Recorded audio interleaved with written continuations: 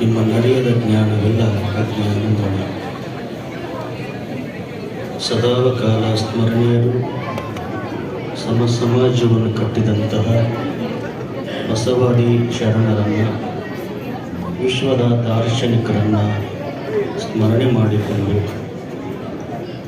ಇಂದಿನ UAE ಬಸವ ಸಮಿತಿ ದುಬೈನಲ್ಲಿ ನಡೀತಾ ಇರ್ತಕ್ಕಂತಹ 17ನೇ ವರ್ಷದ ಬಸವ ಜಯಂತಿ ಸಮಾರಂಭದ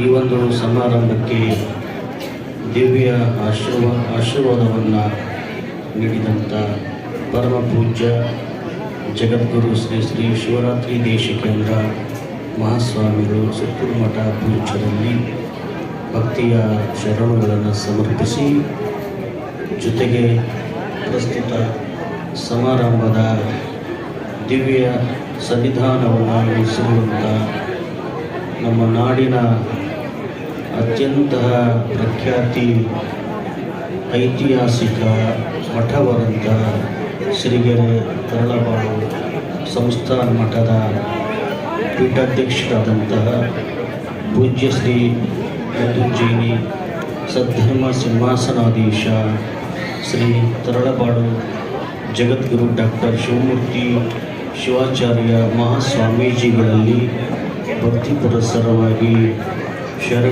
ಶರಣಾರ್ಥಿಗಳನ್ನು ಸಮರ್ಪಿಸಿ, ಹಾಗೆಯೇ ಸಮಾರಂಭದಲ್ಲಿ ಗೌರವಾನ್ವಿತ ಅತಿಥಿಗಳಾಗಿ ವೇದಿಕೆ ಮೇಲೆ ಆಸೀನರಾಗಿರುವಂತಹ ಕನ್ನಡ ನಾಡಿನ ಉತ್ತಮ ವಾಗ್ಮಿಗಳು, ಹಾಗೆಯೇ ಅಖಿಲ ಭಾರತ ಶರಣ ಸಾಹಿತ್ಯ ಪರಿಷತ್ತಿನ ಅಧ್ಯಕ್ಷರಾದಂತಹ ಡಾಕ್ಟರ್ ಸಿ ಸೋಮಶೇಖರ್ IAS ಅವರಲ್ಲಿ ಶರಣುಗಳನ್ನು ಸಮರ್ಪಿಸಿ, ಹಾಗೆಯೇ ನಮ್ಮ ಕನ್ನಡ ನಾಡಿನ ಖ್ಯಾತ ಹಿರಿಯ ನಟರು, ರಂಗಭೂಮಿಯ ಕಲಾವಿದರು ಆದಂತಹ ಶರಣ ಶ್ರೀ ದೊಡ್ಡಣ್ಣ ಅವರಲ್ಲಿ ಭಕ್ತಿಯ ಶರಣಗಳನ್ನು ಸಮರ್ಪಿಸಿ, ಸಮಾರಂಭದಲ್ಲಿ ಭಾಗವಹಿಸಿ ಆರಂಭದಲ್ಲಿ ಮಾತುಗಳನ್ನು ಹಾಡಿ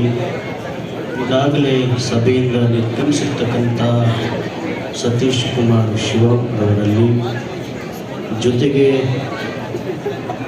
ಇಲ್ಲಿನ ಬಸವ ಸಮಿತಿಯ ಅಧ್ಯಕ್ಷರಾದಂತಹ ಶರಣ ಡಾಕ್ಟರ್ ಬಸವರಾಜ್ ಹೊಂಗಲ್ ಅವರಲ್ಲಿ ಶರಣುಗಳನ್ನು ಸಮರ್ಪಿಸಿ, ಹಾಗೆಯೇ ಸುತ್ತೂರು ಮಠದ ಇಲ್ಲಿನ ಶಿಕ್ಷಣ ಸಂಸ್ಥೆಯ ಸರಳ ಸಂಚಲಿಕೆಯ CEO ಆದಂಥ ನಮ್ಮ ಗೋವಿಂದರಾವ್ ನಾಯಕ್ ಅವರಲ್ಲಿ, ಹಿರಿಯರಾದ ಶರಣರಲ್ಲಿ, ಹಾಗೆಯೇ ಸಮಾರಂಭದಲ್ಲಿ ಭಾಗವಹಿಸಿರುವಂಥ ನಾಗಮ್ಮ ಮುರುಗೇಂದ್ರಯ್ಯ ವಸ್ತ್ರಾಪುರವರಲ್ಲಿ, ವೀರೇಶ್ ಪಾಟೀಲ್ ಅವರಲ್ಲಿ, ಬಸವ ಸಮಿತಿಯ ಎಲ್ಲ ಸದಸ್ಯರಲ್ಲಿ, ಪದಾಧಿಕಾರಿಗಳಲ್ಲಿ, ಹಾಗೆಯೇ ಸಮಸ್ತ ಶರಣಿಯರಲ್ಲಿ ಮತ್ತು ಮಕ್ಕಳಲ್ಲಿ ನಮಗೆಲ್ಲರಿಗೂ ಅನಂತಹ ಶರಣಾರ್ಥಿಗಳು.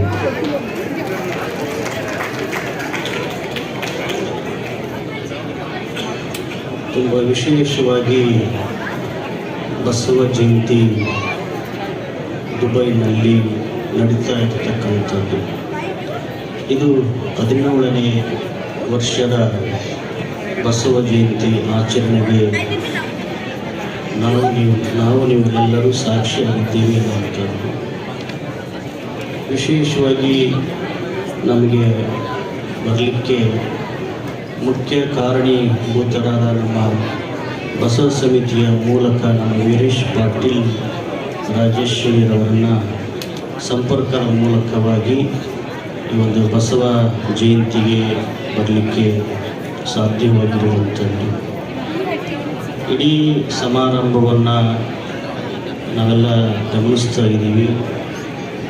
ಬಸವ ಸಮಿತಿಯ ಎಲ್ಲ ಪದಾಧಿಕಾರಿಗಳು, ಸದಸ್ಯರು, ಪೂಜ್ಯರನ್ನು ಮತ್ತು ಅತಿಥಿಗಳನ್ನು ಸಂಸ್ಥೆಯ ಹೊರಭಾಗದಿಂದ ಎಲ್ಲರನ್ನು ತುಂಬ ಗೌರವ ಪ್ರೀತಿಪೂರ್ವಕವಾಗಿ ತಾವೆಲ್ಲ ಆಮಂತ್ರಣವನ್ನು ನೋಡಿದರೆ ವಾದ್ಯಗಳ ಮೂಲಕವಾಗಿ ವಚನಗಳ ಮೂಲಕವಾಗಿ ಎಲ್ಲರೂ ಸಹಿತ ವೇದಿಕೆಗೆ ತಾವೆಲ್ಲ ಪ್ರೀತಿ ಮತ್ತು ಗೌರವದ ಮೂಲಕ ಆಮಂತ್ರಣವನ್ನು ನೀಡಿರುವಂಥದ್ದು.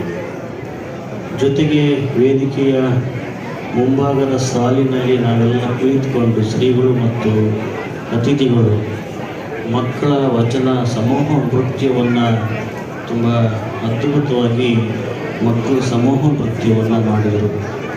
ಜೊತೆಗೆ ಬಹಳ ಖುಷಿಯ ವಿಚಾರ ಏನಪ್ಪ ಅಂದರೆ ಇಲ್ಲಿ ವಚನ ಪಾಠಶಾಲೆಯನ್ನು ಆರಂಭ ಮಾಡಿರುವಂಥದ್ದು ತುಂಬ ಖುಷಿಯ ವಿಚಾರ ಎನ್ನುವಂಥದ್ದು. ಅನೇಕ ಪಾಠಶಾಲೆಗಳು ಇದ್ದಾವೆ, ಆದರೆ ಆ ಪಾಠಶಾಲೆಗಳಿಗಿಂತಲೂ ದುಬೈನಲ್ಲಿ ವಚನ ಪಾಠಶಾಲೆ ಆರಂಭ ಮಾಡಿದ್ದು ಬಸವ ತತ್ವದ ಹಿರಿಮೆ ಮತ್ತು ಹೆಮ್ಮೆ ಅಂತೇಳಿ ನಾನು ಭಾವಿಸ್ಕೊಳ್ತೀನಿ. ಆ ಮುದ್ದಾದ ಮಕ್ಕಳು ಒಂದೊಂದು ವಚನವನ್ನು ಎಷ್ಟೊಂದು ಮುದ್ದಾಗಿ ಆ ವಚನಗಳನ್ನು ಶರಣರ ವಚನಗಳನ್ನು ನೋಡಿದರೆ ತುಂಬ ಖುಷಿಯಾಯಿತು, ಸಂತೋಷವಾಯಿತು. ನಂತರದಲ್ಲಿ ಮಕ್ಕಳ ಒಂದು ಛದ್ಮವೇಷನೂ ಸಹಿತ ಒಂದಕ್ಕಿಂತ ಒಂದು ಅದ್ಭುತವಾಗಿ ಛದ್ಮವೇಷವನ್ನು ಅಭಿನಯವನ್ನು ಮಕ್ಕಳು ಮಾಡಿದರು. ಬಹುಶಃ ಅದರ ಜೊತೆಗೆ ಛದ್ಮವೇಷದ ಜೊತೆಗೆ ಇನ್ನೂ ಶರಣರ ಅನುಭವ ಮಂಟಪವನ್ನು ವೇದಿಕೆ ಮೇಲೆ ತಂದಿದ್ರೆ ಇವತ್ತಿನ ಪ್ರಸ್ತುತ ಸಮಾರಂಭಕ್ಕೆ ಇನ್ನೂ ಸೂಕ್ತ ಅನಿಸುತ್ತನ್ನುವಂಥ ವಿಚಾರವನ್ನು ಈ ಸಂದರ್ಭದಲ್ಲಿ ತಿಳಿಸಿ ಅಕ್ಕನಾಗಮ್ಮನವರು, ಸಿದ್ದರಾಮೇಶ್ವರರು, ಆಯ್ದಕ್ಕಿ ಲಕ್ಕಮ್ಮ, ಹೀಗೆ ಅನೇಕ ಶರಣೆಯರನ್ನು ನಾವು ಕಾಣ್ತೀವಿ. ಇಂತಹ ಬಸವ ಜಯಂತಿಯ ಸಂದರ್ಭದಲ್ಲಿ ಇಡೀ ಆ ವೇದಿಕೆ ಮೇಲೆ ಇಡೀ ಅನುಭವ ಮಂಟಪವನ್ನು ತಂದಿದ್ರೆ ಈ ಸಮಾರಂಭಕ್ಕೆ ಮತ್ತಷ್ಟು ಮೆರುಗು ಬರ್ತಿತ್ತು ಅನ್ನುವಂಥ ವಿಚಾರವನ್ನು ಈ ಸಂದರ್ಭದಲ್ಲಿ ವ್ಯಕ್ತಪಡಿಸಿ, ವಿಶೇಷವಾಗಿ ಬಸವಣ್ಣನವರ ಜಯಂತಿ ಆರಂಭ ಮಾಡಿದ್ದು ಮೊಟ್ಟ ಮೊದಲು 1911ನೇ ಇಸವಿಯಲ್ಲಿ ದಾವಣಗೆರೆಯ ವಿರಕ್ತ ಮಠದಲ್ಲಿ ಇದರ ಬಗ್ಗೆ ಚರ್ಚೆ ನಡೀತೈತೆ. ಆವಾಗ ನಮ್ಮ ಕರ್ನಾಟಕದ ಗಾಂಧಿಯಾದಂಥ ಹರ್ಡೇಕರ್ ಮಂಜಪ್ಪನವರು, ಉತ್ತಂಗಿ ಚನ್ನಪ್ಪನವರು, ಧಾರವಾಡ ಮುರುಘಾ ಮಠದ ಮುರ್ತುಂಜಿ ಹಬ್ಬಗಳು, ಇನ್ನೂ ಅನೇಕ ಸಮಾಜದ ಮುಖಂಡರು ಕೂಡಿಕೊಂಡು ನಮ್ಮ ನಾಡಿನಲ್ಲಿ 800 ವರ್ಷಗಳು ಬಸವಣ್ಣನವರು ಆಗಿ ಹೋಗಿದ್ದಾರೆ. ಹರ್ಡೇಕರ್ ಮಂಜಪ್ಪನವರು ಮಹಾರಾಷ್ಟ್ರದ ಒಂದು ಸಮಾರಂಭಕ್ಕೆ ಹೋಗಿರ್ತಾರೆ. ಮಹಾರಾಷ್ಟ್ರದ ಒಂದು ಸಮಾರಂಭಕ್ಕೆ ಹೋದಂಥ ಸಂದರ್ಭದಲ್ಲಿ ಅದನ್ನು ಅಲ್ಲಿ ನೋಡ್ತಾರೆ. ಅದನ್ನು ನೋಡಿ ನಾವೇಕೆ ನಮ್ಮ ಕರ್ನಾಟಕದಲ್ಲಿ ಬಸವಣ್ಣನವರು 800 ವರ್ಷಗಳ ಹಿಂದೆ ಆಗಿ ಹೋಗಿದ್ದಾರೆ, ನಾವೇಕೆ ಒಂದು ಬಸವ ಜಯಂತಿಯನ್ನು ಇಲ್ಲಿ ಆರಂಭ ಮಾಡಬಾರದು ಅನ್ನುವುದನ್ನು ಮನಗಂಡು 1911ನೇ ಇಸವಿಯಲ್ಲಿ ಮಠದಲ್ಲಿದ್ದ ದಾವಣಗೆರೆ ವಿರಕ್ತ ಮಠದಲ್ಲಿ ಎಲ್ಲ ನಮ್ಮ ಸಮಾಜದ ಮುಖಂಡರ ಸಭೆ ಕರೆದು ಚರ್ಚಿಸಿ ಮುಂದೆ 1913ನೇ ಇಸವಿಯಲ್ಲಿ ಮೊಟ್ಟ ಮೊದಲು ದಾವಣಗೆರೆ ನಗರದಿಂದ ಬಸವ ಜಯಂತಿ ಆರಂಭಗೊಳ್ಳುತ್ತದೆ ಬಂಧುಗಳೇ. ಇದು ಒಂದು ಹಿನ್ನೆಲೆಯ ಇತಿಹಾಸ ಅಂತಕ್ಕಂಥದ್ದು. ಹಾಗಾಗಿ ಅಲ್ಲಿಂದ ಬಸವ ಜಯಂತಿ ಆರಂಭ ಕನ್ನಡ ನಾಡಿನ ಮೂಲಕವಾಗಿ, ಮಧ್ಯ ಕರ್ನಾಟಕದ ಮೂಲಕವಾಗಿ ಬಸವ ಜಯಂತಿ ಆರಂಭಗೊಂಡು ಇವತ್ತು ಜಗತ್ತಿನ 100ಕ್ಕೂ ಮೇಲ್ಪಟ್ಟು ರಾಷ್ಟ್ರಗಳಲ್ಲಿ ಬಸವ ಜಯಂತಿ ಆಚರಣೆ ಮಾಡ್ತಾ ಇರ್ತಕ್ಕಂಥದ್ದು ಬಸವಾಭಿಮಾನಿಗಳ ಅತ್ಯಂತ ಹೆಮ್ಮೆ ಪಡ್ತಕ್ಕಂಥ ವಿಚಾರವಾಗಿದೆ ಬಂಧುಗಳೇ. ಜೊತೆಗೆ 42 ಭಾಷೆಗಳಿಗೆ ವಚನ ಸಾಹಿತ್ಯ ತರ್ಜುಮೆಗೊಂಡಿದ್ದು ನಮ್ಮೆಲ್ಲರ ತುಂಬ ಹೆಗ್ಗಳಿಕೆ ಅನ್ನುವಂಥ ಮಾತನ್ನು ಈ ಸಂದರ್ಭದಲ್ಲಿ ವ್ಯಕ್ತಪಡಿಸಿ, ಇವತ್ತು ಬಸವಣ್ಣನವರ ಬಸವ ಜಯಂತಿ ಯಾಕೆ ಆಚರಣೆ ನಡೀತಾ ಇದೆ ಅಂತ ಕೇಳಿದಾಗ, ಇವತ್ತು ಬಸವಣ್ಣನವರ ತತ್ವ ಸಿದ್ಧಾಂತಗಳು ಒಂದು ಸಮುದಾಯಕ್ಕೆ, ಒಂದು ರಾಷ್ಟ್ರಕ್ಕೆ ಅವು ಸೀಮಿತವಾದವುಗಳು ಅಲ್ಲ. ಬಹುಶಃ ಅವತ್ತಿನ ಶತಮಾನದಲ್ಲಿ, 12ನೇಯ ಶತಮಾನದಲ್ಲಿ ಬಹುತೇಕ ಧರ್ಮಗಳು ದೇವರ ಬಗ್ಗೆ ಮಾತನಾಡುವಂಥ ಸಂದರ್ಭದಲ್ಲಿ ಮೊಟ್ಟ ಮೊದಲು ಮನುಷ್ಯರ ಬಗ್ಗೆ ಮಾತನಾಡಿದಂಥ ಏಕೈಕ ನಾಯಕ ಬಸವಣ್ಣ ಎಂತಕ್ಕಂಥದ್ದು ಬಂಧುಗಳಿಗೆ. ದೇವರ ಬಗ್ಗೆ ಮಾತನಾಡುವುದು ಸುಲಭ. ಯಾರು ದೇವರ ಬಗ್ಗೆ ಮಾತನಾಡುತ್ತಾರೆ ಅವರು ದೇವಮಾನವರಾಗುತ್ತಾರೆ. ಅದು ಸುಲಭದ ವಿಷಯ. 12ನೇ ಶತಮಾನದಲ್ಲಿ ಅವತ್ತಿನ ಜಡ್ಡು ಕಟ್ಟಿದ ಸಮಾಜದ ವ್ಯವಸ್ಥೆಯಲ್ಲಿ ಮನುಷ್ಯರ ಬಗ್ಗೆ ಬಸವಣ್ಣವರು ಮಾತನಾಡಲಿಕ್ಕೆ ಆರಂಭ ಮಾಡುತ್ತಾರೆ. ಇವನಾರವ ಎನ್ನದೆ ಇವ ನಮ್ಮವ ಅಪ್ಪನ ನಮ್ಮ ಮಾದಾರ ಚೆನ್ನೈ ಅನ್ನುವಂಥ ಬಸವಣ್ಣನವರು ಮನುಷ್ಯರ ಬಗ್ಗೆ ಮಾತನಾಡಲಿಕ್ಕೆ ಆರಂಭಗೊಳಿಸುತ್ತಾರೆ. ಇದು ಬಸವಣ್ಣನವರ ದಿಟ್ಟತನದ ಕ್ರಾಂತಿ ಅಂತಕ್ಕಂಥದ್ದು ಬಂಧುಗಳೇ. ಹಾಗಾಗಿ 900 ವರ್ಷಗಳ ಹಿಂದೆ ಆ ಸಾಮಾಜಿಕವಾದಂಥ ವ್ಯವಸ್ಥೆಗಳು ಏನಿದ್ದು, ಧಾರ್ಮಿಕ ವ್ಯವಸ್ಥೆಗಳು ಏನಿದ್ದು, ಬಸವಣ್ಣನವರು ತಮಗೆಲ್ಲ ಗೊತ್ತಿರುವಂತೆ 8ನೇ ವಯಸ್ಸಿಗೆ ಮನೆಯನ್ನು ಬಿಟ್ಟು ಹೊರಗೆ ಬರುತ್ತಾರೆ. ಆ ಕಾರಣ ನಿಮಗೆಲ್ಲ ಗೊತ್ತಿರತಕ್ಕಂಥದ್ದು. ತನ್ನ ಅಕ್ಕ ನಾಗಮ್ಮನವರಿಗೆ ಒಂದು ಧಾರ್ಮಿಕವಾದಂಥ ಬ್ರಾಹ್ಮಣ ಸಂಸ್ಕೃತಿಯಲ್ಲಿ ಜನಿವಾರವನ್ನು ಹಾಕುವಂಥ ಪದ್ಧತಿ ಇಲ್ಲದೆ ಇರುವುದಿಲ್ಲ.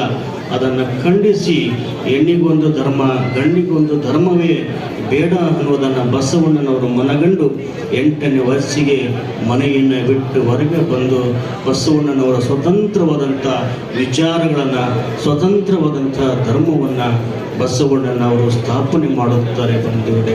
ಹಾಗಾಗಿ ಇವತ್ತು ಬಸವಣ್ಣನವರು ನಮಗೆ ಮತ್ತೆ ಯಾಕೆ ಪ್ರಸ್ತುತಗೊಳ್ಳುತ್ತಾರೆ, ನಮಗೆ ಪ್ರಸ್ತುತವಾಗುತ್ತಾರೆ ಅಂತ ಕೇಳಿದಾಗ, ಬಸವಣ್ಣನವರ ಸಾಹಿತ್ಯದಲ್ಲಿ, ವಚನ ಸಾಹಿತ್ಯದಲ್ಲಿ ಅಲ್ಲಿ ವಿಜ್ಞಾನ ಸಮ್ಮತವಾದಂಥ ಚಿಂತನೆಗಳನ್ನು ಬಸವಣ್ಣನವರ ವಚನಗಳಲ್ಲಿ ನಾವು ಕಾಣ್ತೀವಿ.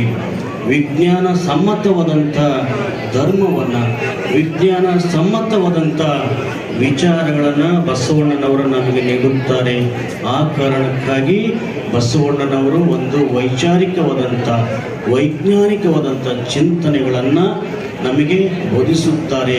ಆ ನಿಟ್ಟಿನಲ್ಲಿ ಎಲ್ಲರಿಗೂ, ಎಲ್ಲ ದೇಶದವರಿಗೂ ಬಸವಣ್ಣನವರ ಚಿಂತನೆಗಳು ಏನಿದ್ದಾವೆ, ಕಾಯಕ, ಅವರ ದಾಸೋಹ, ಅವರ ಸಮಾನತೆ ತತ್ವಗಳು ಎಲ್ಲ ಧರ್ಮದವರಿಗೂ ಬೇಕು, ಎಲ್ಲ ದೇಶದವರಿಗೂ ಕಾಯಕ ತತ್ವ ಬೇಕು. ಬಸವಣ್ಣನವರು ಮೊಟ್ಟ ಮೊದಲು ನಿನ್ನ ದೇವರ ಪೂಜೆಗಿಂತಲೂ ಬಸವಣ್ಣನವರು ಕಾಯಕಕ್ಕೆ ಮಹತ್ವವನ್ನು ಕೊಡುತ್ತಾರೆ. ಕಾಯಕವೇ ಕೈಲಾಸ ಅನ್ನುವಂಥ ಮಾತು, ಕೈಲಾಸ ಅದು ನಿನ್ನ ಕಾಯಕದಲ್ಲಿ ಕಾಣಬೇಕು ಅನ್ನುವಂಥ ಮಾತನ್ನು ಬಸವಣ್ಣನವರು ಹೇಳ್ತಾರೆ ಬಂಧುಗಳೇ. ಹಾಗಾಗಿ ಇವತ್ತು ದುಬೈ ಅನ್ನುವಂಥ ಈ ನಗರದಲ್ಲಿ, ಈ ರಾಷ್ಟ್ರದಲ್ಲಿ ಬಸವ ಜಯಂತಿ ಆಚರಣೆ ಮಾಡುತ್ತಿರ್ತಕ್ಕಂಥದ್ದು ತುಂಬ ಸಂತೋಷದ ವಿಚಾರ ಅನ್ನುವಂಥ ಮಾತನ್ನು ತಿಳಿಸಿ, ಬಸವಣ್ಣನವರ ಮೂರ್ತಿ, ಬಸವಣ್ಣನವರ ಸ್ಟ್ಯಾಚ್ಯೂ ಇವತ್ತು ಕರ್ನಾಟಕ, ಭಾರತ ಅಷ್ಟೇ ಅಲ್ಲ, ಜಗತ್ತಿನ ಕೆಲವೊಂದು ರಾಷ್ಟ್ರಗಳಲ್ಲಿ ಇವತ್ತು ಬಸವಣ್ಣನವರ ಮೂರ್ತಿಯನ್ನು ಸ್ಥಾಪನೆ ಮಾಡ್ತಾ ಇದ್ದಾರೆ. ತಮಗೆಲ್ಲ ಗೊತ್ತಿರುವಂತೆ ಲಂಡನ್ ಥೇಮ್ಸ್ ನದಿಯ ಮುಂಭಾಗದಲ್ಲಿ ಬಸವೇಶ್ವರರ ಮೂರ್ತಿಯನ್ನು ಸ್ಥಾಪನೆ ಮಾಡುವುದು ಇದೆಯಲ್ಲ, ಇದು ಸರಳ ಮಾತು ಅಲ್ಲ, ಇದು ಸುಮ್ಮನೆ ಮಾಡಿದಂಥ ಮಾತು ಅಲ್ಲ ಬಂಧುಗಳೇ. ಬ್ರಿಟಿಷರು ಅವರು ಈ ಜಗತ್ತಿನಲ್ಲಿ 52 ದೇಶಗಳನ್ನು ಆಳುತ್ತಾರೆ. ತಮಗೆಲ್ಲ ಗೊತ್ತಿರ್ತಕ್ಕಂಥದ್ದು. 52 ದೇಶಗಳನ್ನು ಆಳಿದಂಥ ಬ್ರಿಟಿಷರು ಭಾರತವನ್ನು ಸಹಿತ 200 ವರ್ಷಕ್ಕೆ ಮೇಲ್ಪಟ್ಟ ಬ್ರಿಟಿಷರು ಭಾರತವನ್ನು ಆಳುತ್ತಾರೆ. ಭಾರತವನ್ನು ಆಳಿದಂಥ ಬ್ರಿಟಿಷರ ನೆಲದಲ್ಲಿ ಪಾರ್ಲಿಮೆಂಟ್ ಮುಂಭಾಗದಲ್ಲಿ ಬಸವಣ್ಣನವರು ಸ್ಥಾಪನೆ ಆಗ್ತಾರಂದ ಬಳಿಕ ಈ ಜಗತ್ತಿನಲ್ಲಿ ಭೌತಿಕವಾಗಿ ನೀವು ನಮ್ಮನ್ನು ಆಳಿರಬಹುದು, ಈ ಜಗತ್ತನ್ನು ಆಳುವುದು ಯಾವುದಪ್ಪ ಅಂತ ಕೇಳಿದರೆ ವಿಚಾರಗಳು ಈ ಜಗತ್ತನ್ನು ಆಳ್ತವೆ, ಅಕ್ಷರಗಳು ಈ ಜಗತ್ತನ್ನು ಆಳ್ತವೆ ಅನ್ನುವ ಉದಾಹರಣೆಗೆ ಬಸವಣ್ಣನವರು ಲಂಡನ್ ಪಾರ್ಲಿಮೆಂಟ್ ಮುಂಭಾಗದಲ್ಲಿ ಸ್ಥಾಪನೆಗೊಳ್ತಾರೆ. ಸುಮ್ಮನೆ ಅವರು ಪರ್ಮಿಷನ್ ನೀಡಲಿಕ್ಕೆ ಆಗೋದಿಲ್ಲ. ಲಂಡನ್ನಲ್ಲಿ ನಮ್ಮ ದೇಶದ 3 ಮಹಾನ್ ನಾಯಕರ ಮೂರ್ತಿ ಸ್ಥಾಪನೆ ಆಗ್ತವೆ. ಮಹಾತ್ಮ ಗಾಂಧೀಜಿಯವರ ಮೂರ್ತಿ, ಹಾಗೆಯೇ ಡಾಕ್ಟರ್ ಬಾಬಾ ಸಾಹೇಬ್ ಅಂಬೇಡ್ಕರ್ ಅವರ ಮೂರ್ತಿ, ಹಾಗೆಯೇ ನಮ್ಮ ವಿಶ್ವಗುರು ಬಸವಣ್ಣನವರ ಮೂರ್ತಿ ಅಂತಕ್ಕಂಥದ್ದು ಬಂಧುಗಳೇ. ಬಸವಣ್ಣನವರ ಮೂರ್ತಿಯನ್ನು ಸ್ಥಾಪನೆ ಮಾಡುವಳೆ ನಮ್ಮ ಕರ್ನಾಟಕದ ಕಲಬುರಗಿಯ ನಿರಾಜ್ ಪಾಟೀಲ್, ಡಾಕ್ಟರ್ ನಿರಾಜ್ ಪಾಟೀಲ್ ರವರ ಒಂದು ಶ್ರಮ ಎಂತಕ್ಕಂಥದ್ದು. ಬಹಳಷ್ಟು ವಿಚಾರ ಮಾಡಿ ಆಲೋಚನೆ ಮಾಡಿ ಆ ಮೂರ್ತಿ ಸ್ಥಾಪನೆಗೆ ಅನುಮೋದನೆ ಕೊಡ್ತಾರೆ. ಅಂದ ಬಳಿಕ ಬಸವಣ್ಣನವರ ವಿಜ್ಞಾನ ಸಮ್ಮತವಾದಂಥ ಚಿಂತನೆಗಳು, ಬಸವಣ್ಣನವರ ವೈಚಾರಿಕವಾದಂಥ ಚಿಂತನೆಗಳೇ ಸಾಕ್ಷಿ ಅಂತಕ್ಕಂಥದ್ದು ಬಂಧುಗಳೇ. ಹಾಗಾಗಿ 900 ವರ್ಷಗಳ ಹಿಂದೆ ಬಸವಣ್ಣನವರು ಅನುಭವ ಮಂಟಪವನ್ನು ಸ್ಥಾಪನೆ ಮಾಡೋದ್ರ ಮೂಲಕವಾಗಿ ಸಾಮಾನ್ಯರ ಧರ್ಮವನ್ನಾಗಿಸಿದರು. ಬಸವಣ್ಣನವರು ಕಾಯಕ ಧರ್ಮವನ್ನಾಗಿಸಿದರು. ಎಲ್ಲರಿಗೂ ಸಹಿತ ಮುಕ್ತವಾದಂಥ ವಾತಾವರಣವನ್ನು, ಅವಕಾಶವನ್ನು ಅಪ್ಪಿಕೊಳ್ಳುವುದರ ಮೂಲಕವಾಗಿ ಅಲ್ಲಮ ಪ್ರಭುದೇವರ ಅನುಭವ ಮಂಟಪದ ಅಧ್ಯಕ್ಷತೆಯಲ್ಲಿ 776 ಅಮರ ಗಣಗಳು, ಲಕ್ಷದ ಮೇಲೆ 96,000 ಶರಣ ಬಂಧುಗಳು ಬಸವ ಕಲ್ಯಾಣದಲ್ಲಿ ಬಸವಣ್ಣನವರ ಮಹಾಮನೆಯಲ್ಲಿ ಪ್ರತಿನಿತ್ಯನೂ ಸಹಿತ ಅವರು ಕಾಯಕ ಜೀವಿಗಳಾಗಿದ್ದಾರೆ. ಬೇಡುವವರಿಲ್ಲದೆ ಬಡವನಾದೆ ಅನ್ನುವಂಥ ಮಾತು ಇದೆಯಲ್ಲ, ಬೇಡುವವರಿಲ್ಲದೆ ಬಡವನಾದೆ ಅನ್ನುವಂಥ ಮಾತು ಬಸವಣ್ಣನವರ ನಾಡಿನಲ್ಲಿ ಕಾಯಕಕ್ಕೆ ಎಷ್ಟು ಮಹತ್ವವನ್ನು ಅವರು ನೀಡಿದ್ರು ಅನ್ನುವಂಥದ್ದು ನಮಗೆ ಅರ್ಥವಾಗುತ್ತದೆ ಬಂಧುಗಳೇ. ಹಾಗಾಗಿ ಶರಣ ಸಂಸ್ಕೃತಿ, ಬಸವ ಸಂಸ್ಕೃತಿ ಇದು ಯಾವತ್ತಿಗೂ ಸಹಿತ ತುಂಬ ಪ್ರಸ್ತುತ ಅನ್ನುವಂಥ ಮಾತನ್ನು ಈ ಸಂದರ್ಭದಲ್ಲಿ ತಿಳಿಸಿ, ಬಸವಣ್ಣನವರ ಬದುಕಿನಲ್ಲಿ ಅನೇಕ ಸವಾಲುಗಳನ್ನು ಸ್ವೀಕರಿಸುತ್ತಾರೆ. ಈ ಸಮಾಜದ ವ್ಯವಸ್ಥೆಯೊಳಗಿರ್ತಕ್ಕಂತಹ ಈ ಜಾತಿ ವ್ಯವಸ್ಥೆಯ ವಿರುದ್ಧವಾಗಿ, ಈ ಮೂಢನಂಬಿಕೆಯ ವಿರುದ್ಧವಾಗಿ, ಅಸ್ಪೃಶ್ಯತೆಯ ವಿರುದ್ಧವಾಗಿ ಬಸವಣ್ಣನವರು ಮೌನ ಮುರಿಯುತ್ತಾರೆ. ಕೆಲವರು ಮೌನವಾಗಿ ಇದ್ದಾರೆ. ಬಸವಣ್ಣನವರು ಸಹಿತ ಯಾವತ್ತಿಗೂ ಮೌನಿಯಾಗಿರಲಿಲ್ಲ. ಬಸವಣ್ಣನವರು ಯಾವುದೇ ಗುಡ್ಡದಲ್ಲಿ ಗವಿಯಲ್ಲಿ ಹೋಗಿ ತಪಸ್ಸನ್ನು ಮಾಡಿದಂಥವರಲ್ಲ. ಬಸವಣ್ಣನವರು ಮಾದಾರ ಚೆನ್ನಯ್ಯನವರ ಓಣಿಗೆ ಹೋಗುತ್ತಾರೆ, ಡೋವಾರ ಕಕ್ಕಯ್ಯನವರ ಓಣಿಗೆ ಹೋಗುತ್ತಾರೆ. ಅಪ್ಪ ಬಪ್ಪ ಎಮ್ಮಯ್ಯ ಅನ್ನುವಂಥ ಮಾತನ್ನ ವಚನವನ್ನು ಹೇಳಿ ಎಲ್ಲರನ್ನ ಹಬ್ಬಿಕೊಳ್ಳುತ್ತಾರೆ ಬಸವಣ್ಣನವರು. ಹಾಗಾಗಿ ಬಸವಣ್ಣನ ಧರ್ಮ ಅತ್ಯಂತ ಪರಿವರ್ತನೀಯವಾದಂಥ ಧರ್ಮ ಬಂಧುಗಳೇ. ಈ ನಾಡಿನಲ್ಲಿ ಸಂಪ್ರದಾಯವಾದ ಇದೆ, ಈ ನಾಡಿನಲ್ಲಿ ಮೂಲಭೂತವಾದ ಇದೆ. ಈ ನಾಡಿನಲ್ಲಿ ಬಸವಣ್ಣನವರು ಬೋಧಿಸಿದ್ದು ಪರಿವರ್ತನೀಯವಾದ ಎಂತಕ್ಕಂಥದ್ದು. ಪರಿವರ್ತನೆಯ ವಿಚಾರಗಳನ್ನು ಬೋಧಿಸುವಲ್ಲಿ ಅನೇಕ ಸವಾಲುಗಳನ್ನು, ಅನೇಕ ಸಂಕಷ್ಟಗಳನ್ನು ಬಸವಣ್ಣನವರು ಎದುರಿಸಬೇಕಾಗ್ತದೆ ಬಂಧುಗಳೇ.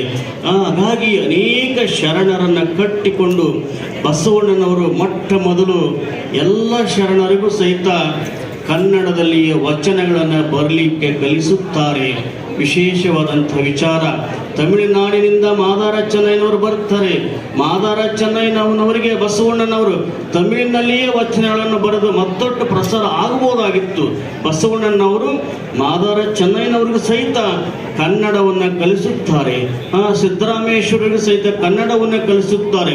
ಬೇರೆ ಬೇರೆ ರಾಜ್ಯದಿಂದ ಬಂದಂಥ, ಬೇರೆ ಬೇರೆ ಭಾಷೆಗಳಿಂದ ಬಂದಂಥ ಶರಣರಿಗೂ ಸಹಿತ ಕನ್ನಡವನ್ನು ಕಲಿಸಿ ಕನ್ನಡದಲ್ಲಿಯೇ ವಚನಗಳನ್ನು ರಚನೆ ಮಾಡಿದಂಥ ಮೊಟ್ಟ ಮೊದಲ ಕನ್ನಡದ ಶಿಕ್ಷಕ ಅವರೇ ಬಸವಣ್ಣನವರು ಎಂತಕ್ಕಂಥದ್ದು ಬಂಧುಗಳೇ. ಕನ್ನಡದ ಅಭಿಮಾನಿ, ಕನ್ನಡದ ಶಿಕ್ಷಕ ಬಸವಣ್ಣ ಎಂತಕ್ಕಂಥದ್ದು. ಅಷ್ಟೊಂದು ಕನ್ನಡದ ಬಗ್ಗೆ ಬಸವಣ್ಣನವರಿಗೆ ಅಪಾರವಾದಂಥ ಪ್ರೀತಿ ಮತ್ತು ಗೌರವ ಇತ್ತು ಅನ್ನುವುದಕ್ಕೆ ವಚನ ಸಾಹಿತ್ಯವೇ ನಮಗೆ ಸಾಕ್ಷಿಯಾಗಿ ನಿಲ್ಲುತ್ತದೆ ಅನ್ನುವಂಥ ಮಾತನ್ನು ಈ ಸಂದರ್ಭದಲ್ಲಿ ತಿಳಿಸಿ, ದುಬೈನಲ್ಲಿ ನಡೀತಾ ಇರ್ತಕ್ಕಂಥ ಬಸವ ಜಯಂತಿ ಆಚರಣೆ ಕಾರ್ಯಕ್ರಮ ತುಂಬ ಪ್ರಸ್ತುತವಾಗಿ ಅರ್ಥಪೂರ್ಣವಾಗಿ ಜರುಗಿದೆ ಅನ್ನುವಂಥ ಮಾತನ್ನು ಈ ಸಂದರ್ಭದಲ್ಲಿ ವ್ಯಕ್ತಪಡಿಸಿ, ವಿಶೇಷವಾಗಿ ನಮ್ಮ ಸುತ್ತೂರು ಮಠದ ಶ್ರೀಗಳ ಒಂದು ಶಿಕ್ಷಣ ಸಂಸ್ಥೆಯ ಒಂದು ಸಭಾಂಗಣದಲ್ಲಿ ಈ ಸಂಸ್ಥೆ ನಡೀತಾ ಇರ್ತಕ್ಕಂಥದ್ದು. ಸುತ್ತೂರು ಶ್ರೀಗಳು ಅಖಿಲ ಭಾರತ ಶರಣ ಸಾಹಿತ್ಯ ಪರಿಷತ್ತನ್ನು ಸ್ಥಾಪನೆ ಮಾಡಿ ಇವತ್ತು ನಮ್ಮ ಆ ಮಹಾಸಭಾದ ಆ ಒಂದು ಅಖಿಲ ಭಾರತ ಶರಣ ಸಾಹಿತ್ಯ ಪರಿಷತ್ತಿನ ಅಧ್ಯಕ್ಷರಾದಂಥ ನಮ್ಮ CS ಸೋಮಶೇಖರ್ ಸಹಿತ ವೇದಿಕೆಯನ್ನು ಇರ್ತಕ್ಕಂಥದ್ದು ಸಂತೋಷ ಅನ್ನುವಂಥ ಮಾತನ್ನು ತಿಳಿಸಿ ಏನು ಮಾಡಬೇಕಪ್ಪ ಬಸವ ಸಂಸ್ಕೃತಿ ಬೆಳಿಬೇಕು ಅಂತ ಕೇಳಿದಾಗ ಈ ಪ್ರತಿನಿತ್ಯನೂ ಸಹಿತ ತಾವೆಲ್ಲ ಒಂದಿಷ್ಟು ಮಕ್ಕಳಿಗೆ ನಿತ್ಯ ವಚನ ಪಠಣವನ್ನು ಮಾಡಿಸ್ಬೇಕು. ಮನೆಯಲ್ಲಿ ಬೆಳಗ್ಗೆ ಎದ್ದ ತಕ್ಷಣ ಸ್ನಾನಾದಿ ಕ್ರಿಯೆಗಳಾದ ಮೇಲೆ ಹಣೆಗೆ ಒಂದಿಷ್ಟು ವಿಭೂತಿ ಧರಿಸಿ ಒಂದಿಷ್ಟು ಶಿವಯೋಗವನ್ನು ಲಿಂಗಾರ್ಚನೆಯನ್ನು ಮಾಡಿಸಿ ಪ್ರತಿನಿತ್ಯ ಒಂದೊಂದು ಮಕ್ಕಳಿಗೆ ವಚನಗಳನ್ನು ಕಲಿಸ್ಬೇಕಾಗತ್ತೆ. ಇವತ್ತು ಕರ್ನಾಟಕ ಸರ್ಕಾರ ಏಕೆ ಬಸವಣ್ಣನವರನ್ನು ಸಾಂಸ್ಕೃತಿಕ ನಾಯಕನೆಂದು ಸರ್ಕಾರ ಅಧಿಕೃತವಾಗಿ ಆದೇಶ ನೀಡಿದೆ. ದೇಶದಲ್ಲಿ ಯಾವ ನಾಯಕರಿಗೂ ಅಧಿಕೃತವಾಗಿ ನೀಡಿಲ್ಲ. ತಮಿಳುನಾಡಿನಲ್ಲಿ ತಿರುವಳ್ಳನವರಿಗೆ ಸಾಂಸ್ಕೃತಿಕ ನಾಯಕನೆಂದು ನೀಡಬೇಕಂತ ಅನೇಕ ದಿನಗಳಿಂದ ಹೋರಾಟಗಳಿದ್ದಾವೆ. ಹಾಗೆಯೇ ಮಹಾರಾಷ್ಟ್ರದಲ್ಲಿ ಶಿವಾಜಿ ಮಹಾರಾಜರಿಗೆ ಸಾಂಸ್ಕೃತಿಕ ನಾಯಕನೆಂದು ಘೋಷಣೆ ಮಾಡಬೇಕಂತೇಳಿ ಬಹುದಿನದ ಹೋರಾಟಗಳಿದ್ದಾವೆ. ಆದರೆ ಕರ್ನಾಟಕ ಸರ್ಕಾರ ತುಂಬ ಅಧಿಕೃತವಾಗಿ ಬಸವಣ್ಣನವರನ್ನು ಸಾಂಸ್ಕೃತಿಕವಾದಂಥ ನಾಯಕನೆಂದು ಘೋಷಣೆ ಮಾಡಿದ್ದು ನಮ್ಮೆಲ್ಲರ ಬಸವ ಭಕ್ತರ ಬಸವ ಅಭಿಮಾನಿಗಳು ಅತ್ಯಂತ ಹೆಮ್ಮೆ ಪಡ್ತಕ್ಕಂಥ ವಿಚಾರವಾಗಿದೆ. ಬಂಧುಗಳೇ, ಸಾಂಸ್ಕೃತಿಕ ನಾಯಕನಂದ್ರೆ ಏನು? ಸಂಸ್ಕೃತಿಯ ನಾಯಕ. ಬಸವಣ್ಣರು ಹೇಳ್ತಾರೆ, ಏನೇ ಬಂದಿರಿ ಹದುಳವಿದ್ದಿರಿ ಎಂದರೆ ನಿಮ್ಮ ಮೈಸಿರಿ ಆರಿ ಹೋಗುದೆ, ಕುಳ್ಳಿರೆಂದರೆ ನಿಮ್ಮ ನೆಲ ಕುಳ್ಳಿ ಹೋಗುದೆ, ಒಡನೆ ನುಡಿದರೆ ಶಿರ ಹೊಟ್ಟೆ ಒಡೆದು ಹೋಗುದೆ, ಒಡಲಿಲ್ಲ ದಿದ್ದರೊಂದು ಗುಣವಿಲ್ಲದಿರ್ತಡೆ ಕೆಡವಿ ಮೊಗ ಕೊಯ್ಯುವುದೇ ಮಾಡುವುದೇ ನಮ್ಮ ಕೂಡಲ ಸಂಗಮ ದೇವ. ಈ ಸಂಸ್ಕೃತಿ ನಾಯಕ ಅಪ್ಪ ಬಸವಣ್ಣನವರು ಅನ್ನುವಂಥ ಮಾತನ್ನು ಈ ಸಂದರ್ಭದಲ್ಲಿ ವ್ಯಕ್ತಪಡಿಸಿ ಪ್ರತಿನಿತ್ಯನೂ ಸಹಿತ ನಿಮ್ಮ ಮಕ್ಕಳಿಗೆ ವಚನಗಳನ್ನು ಕಲಿಸಿ. ಇವತ್ತು ಸಮಾಜದಲ್ಲಿ ಅನಾಥಾಶ್ರಮಗಳು, ಸಮಾಜದಲ್ಲಿ ವೃದ್ಧಾಶ್ರಮಗಳು ಕಡಿಮೆ ಆಗಬೇಕಂತಂದ್ರೆ ನಿಮ್ಮ ಮಕ್ಕಳಿಗೆ ವಚನಗಳನ್ನು ಕಲಿಸಿ. ಬಂಧುಗಳೇ, ಇವತ್ತು ವೃದ್ಧಾಶ್ರಮಗಳು ಇವತ್ತು ಸಮಾಜಕ್ಕೆ ಪೂರಕ ಎಂದಿಗೂ ಅಲ್ಲ. ವೃದ್ಧಾಶ್ರಮ ನಮ್ಗೆ ಯಾವತ್ತಿಗೂ ಮಾರಕ. ವೃದ್ಧಾಶ್ರಮಗಳು ಕಡಿಮೆ ಆಗಬೇಕಂತಂದ್ರೆ ಮಕ್ಕಳಿಗೆ ಮುಖ್ಯವಾಗಿ ವಚನಗಳನ್ನು ಕಲಿಸಿ, ವಚನ ಸಾಹಿತ್ಯವನ್ನು ಕಲಿಸಿ. ಮಕ್ಕಳು ನಿಮ್ಮನ್ನು ಪ್ರೀತಿಯಿಂದ ಕಾಣುತ್ತಾರೆ.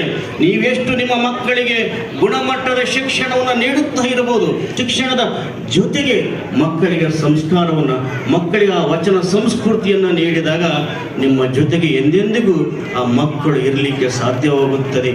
ನೀವು ಹಾಸಿಗೆ ಮೇಲೆ ಬಿದ್ದಂಥ ಸಂದರ್ಭದಲ್ಲಿ ಮಕ್ಕಳು ಯಾವುದೋ ದೇಶದಲ್ಲಿ ಇರುತ್ತಾರೆ, ಮಕ್ಕಳು ಎಲ್ಲಿಯೂ ಇರುತ್ತಾರೆ. ಆದರೆ ಮಕ್ಕಳಿಗೆ ಸಂಸ್ಕಾರವನ್ನು ಕೊಟ್ಟಾಗ, ಮಕ್ಕಳಿಗೆ ಶರಣರ ವಚನ ಸಾಹಿತ್ಯವನ್ನು ಕಲಿಸಿದಾಗ ಮಕ್ಕಳು ಯಾವತ್ತಿಗೂ ನಿಮ್ಮ ಜೊತೆಗೆ ಭಾವನಾತ್ಮಕವಾಗಿ, ಭೌತಿಕವಾಗಿ ನಿಮ್ಮ ಜೊತೆಗೆ ಪ್ರೀತಿಯಿಂದ ಉಳಿಲಿಕ್ಕೆ ಸಾಧ್ಯ ಬಂಧುಗಳೇ.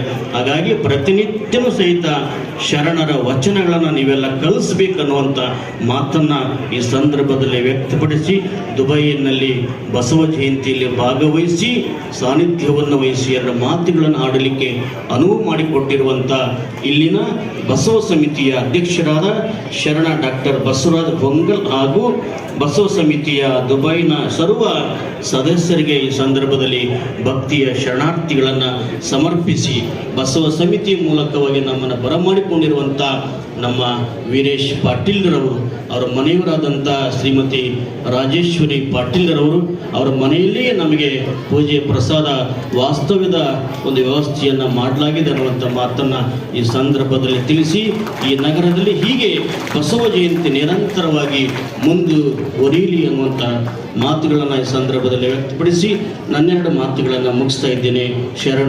ಶರಣಾರ್ಥಿಗಳು. ಮಾನದಲ್ಲಿ ತಿಳಿಸಿಕೊಟ್ಟ ತತ್ವಗಳು ಇಂದಿಗೂ ಎಷ್ಟು ಪ್ರಸ್ತುತ, ಅದು ವಿಜ್ಞಾನದಂತೆ ಅಂತ ಹೇಳಿದ ಸ್ವಾಮೀಜಿಯವರನ್ನ ನಾನು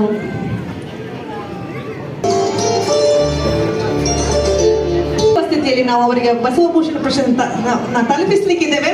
ಅವರು ಈಗಾಗಲೇ ಹೇಳಿದ್ದಾರೆ, 2-3 ತಿಂಗಳಲ್ಲಿ ಅವರು ಮತ್ತೆ ನಮ್ಮ ಬಸವ ಸಮಿತಿಯನ್ನ ಇಲ್ಲಿಗೆ ಬಂದು ಅವರು ಭೇಟಿಯಾಗಲಿದ್ದಾರೆ ಅಂತ ಹೇಳಿದ್ದಾರೆ. ಅವರಿಗೆ ಧನ್ಯವಾದಗಳನ್ನ ಸಮರ್ಪಿಸ್ತಾ, ಅಭಿನಂದನೆಗಳನ್ನು ಕೂಡ ಸಮರ್ಪಿಸ್ತಾ ನಾನು ಮೋಹನ್ ಅವರನ್ನ ವೇದಿಕೆಗೆ ಆಹ್ವಾನಿಸ್ತಾ ಇದ್ದೇನೆ.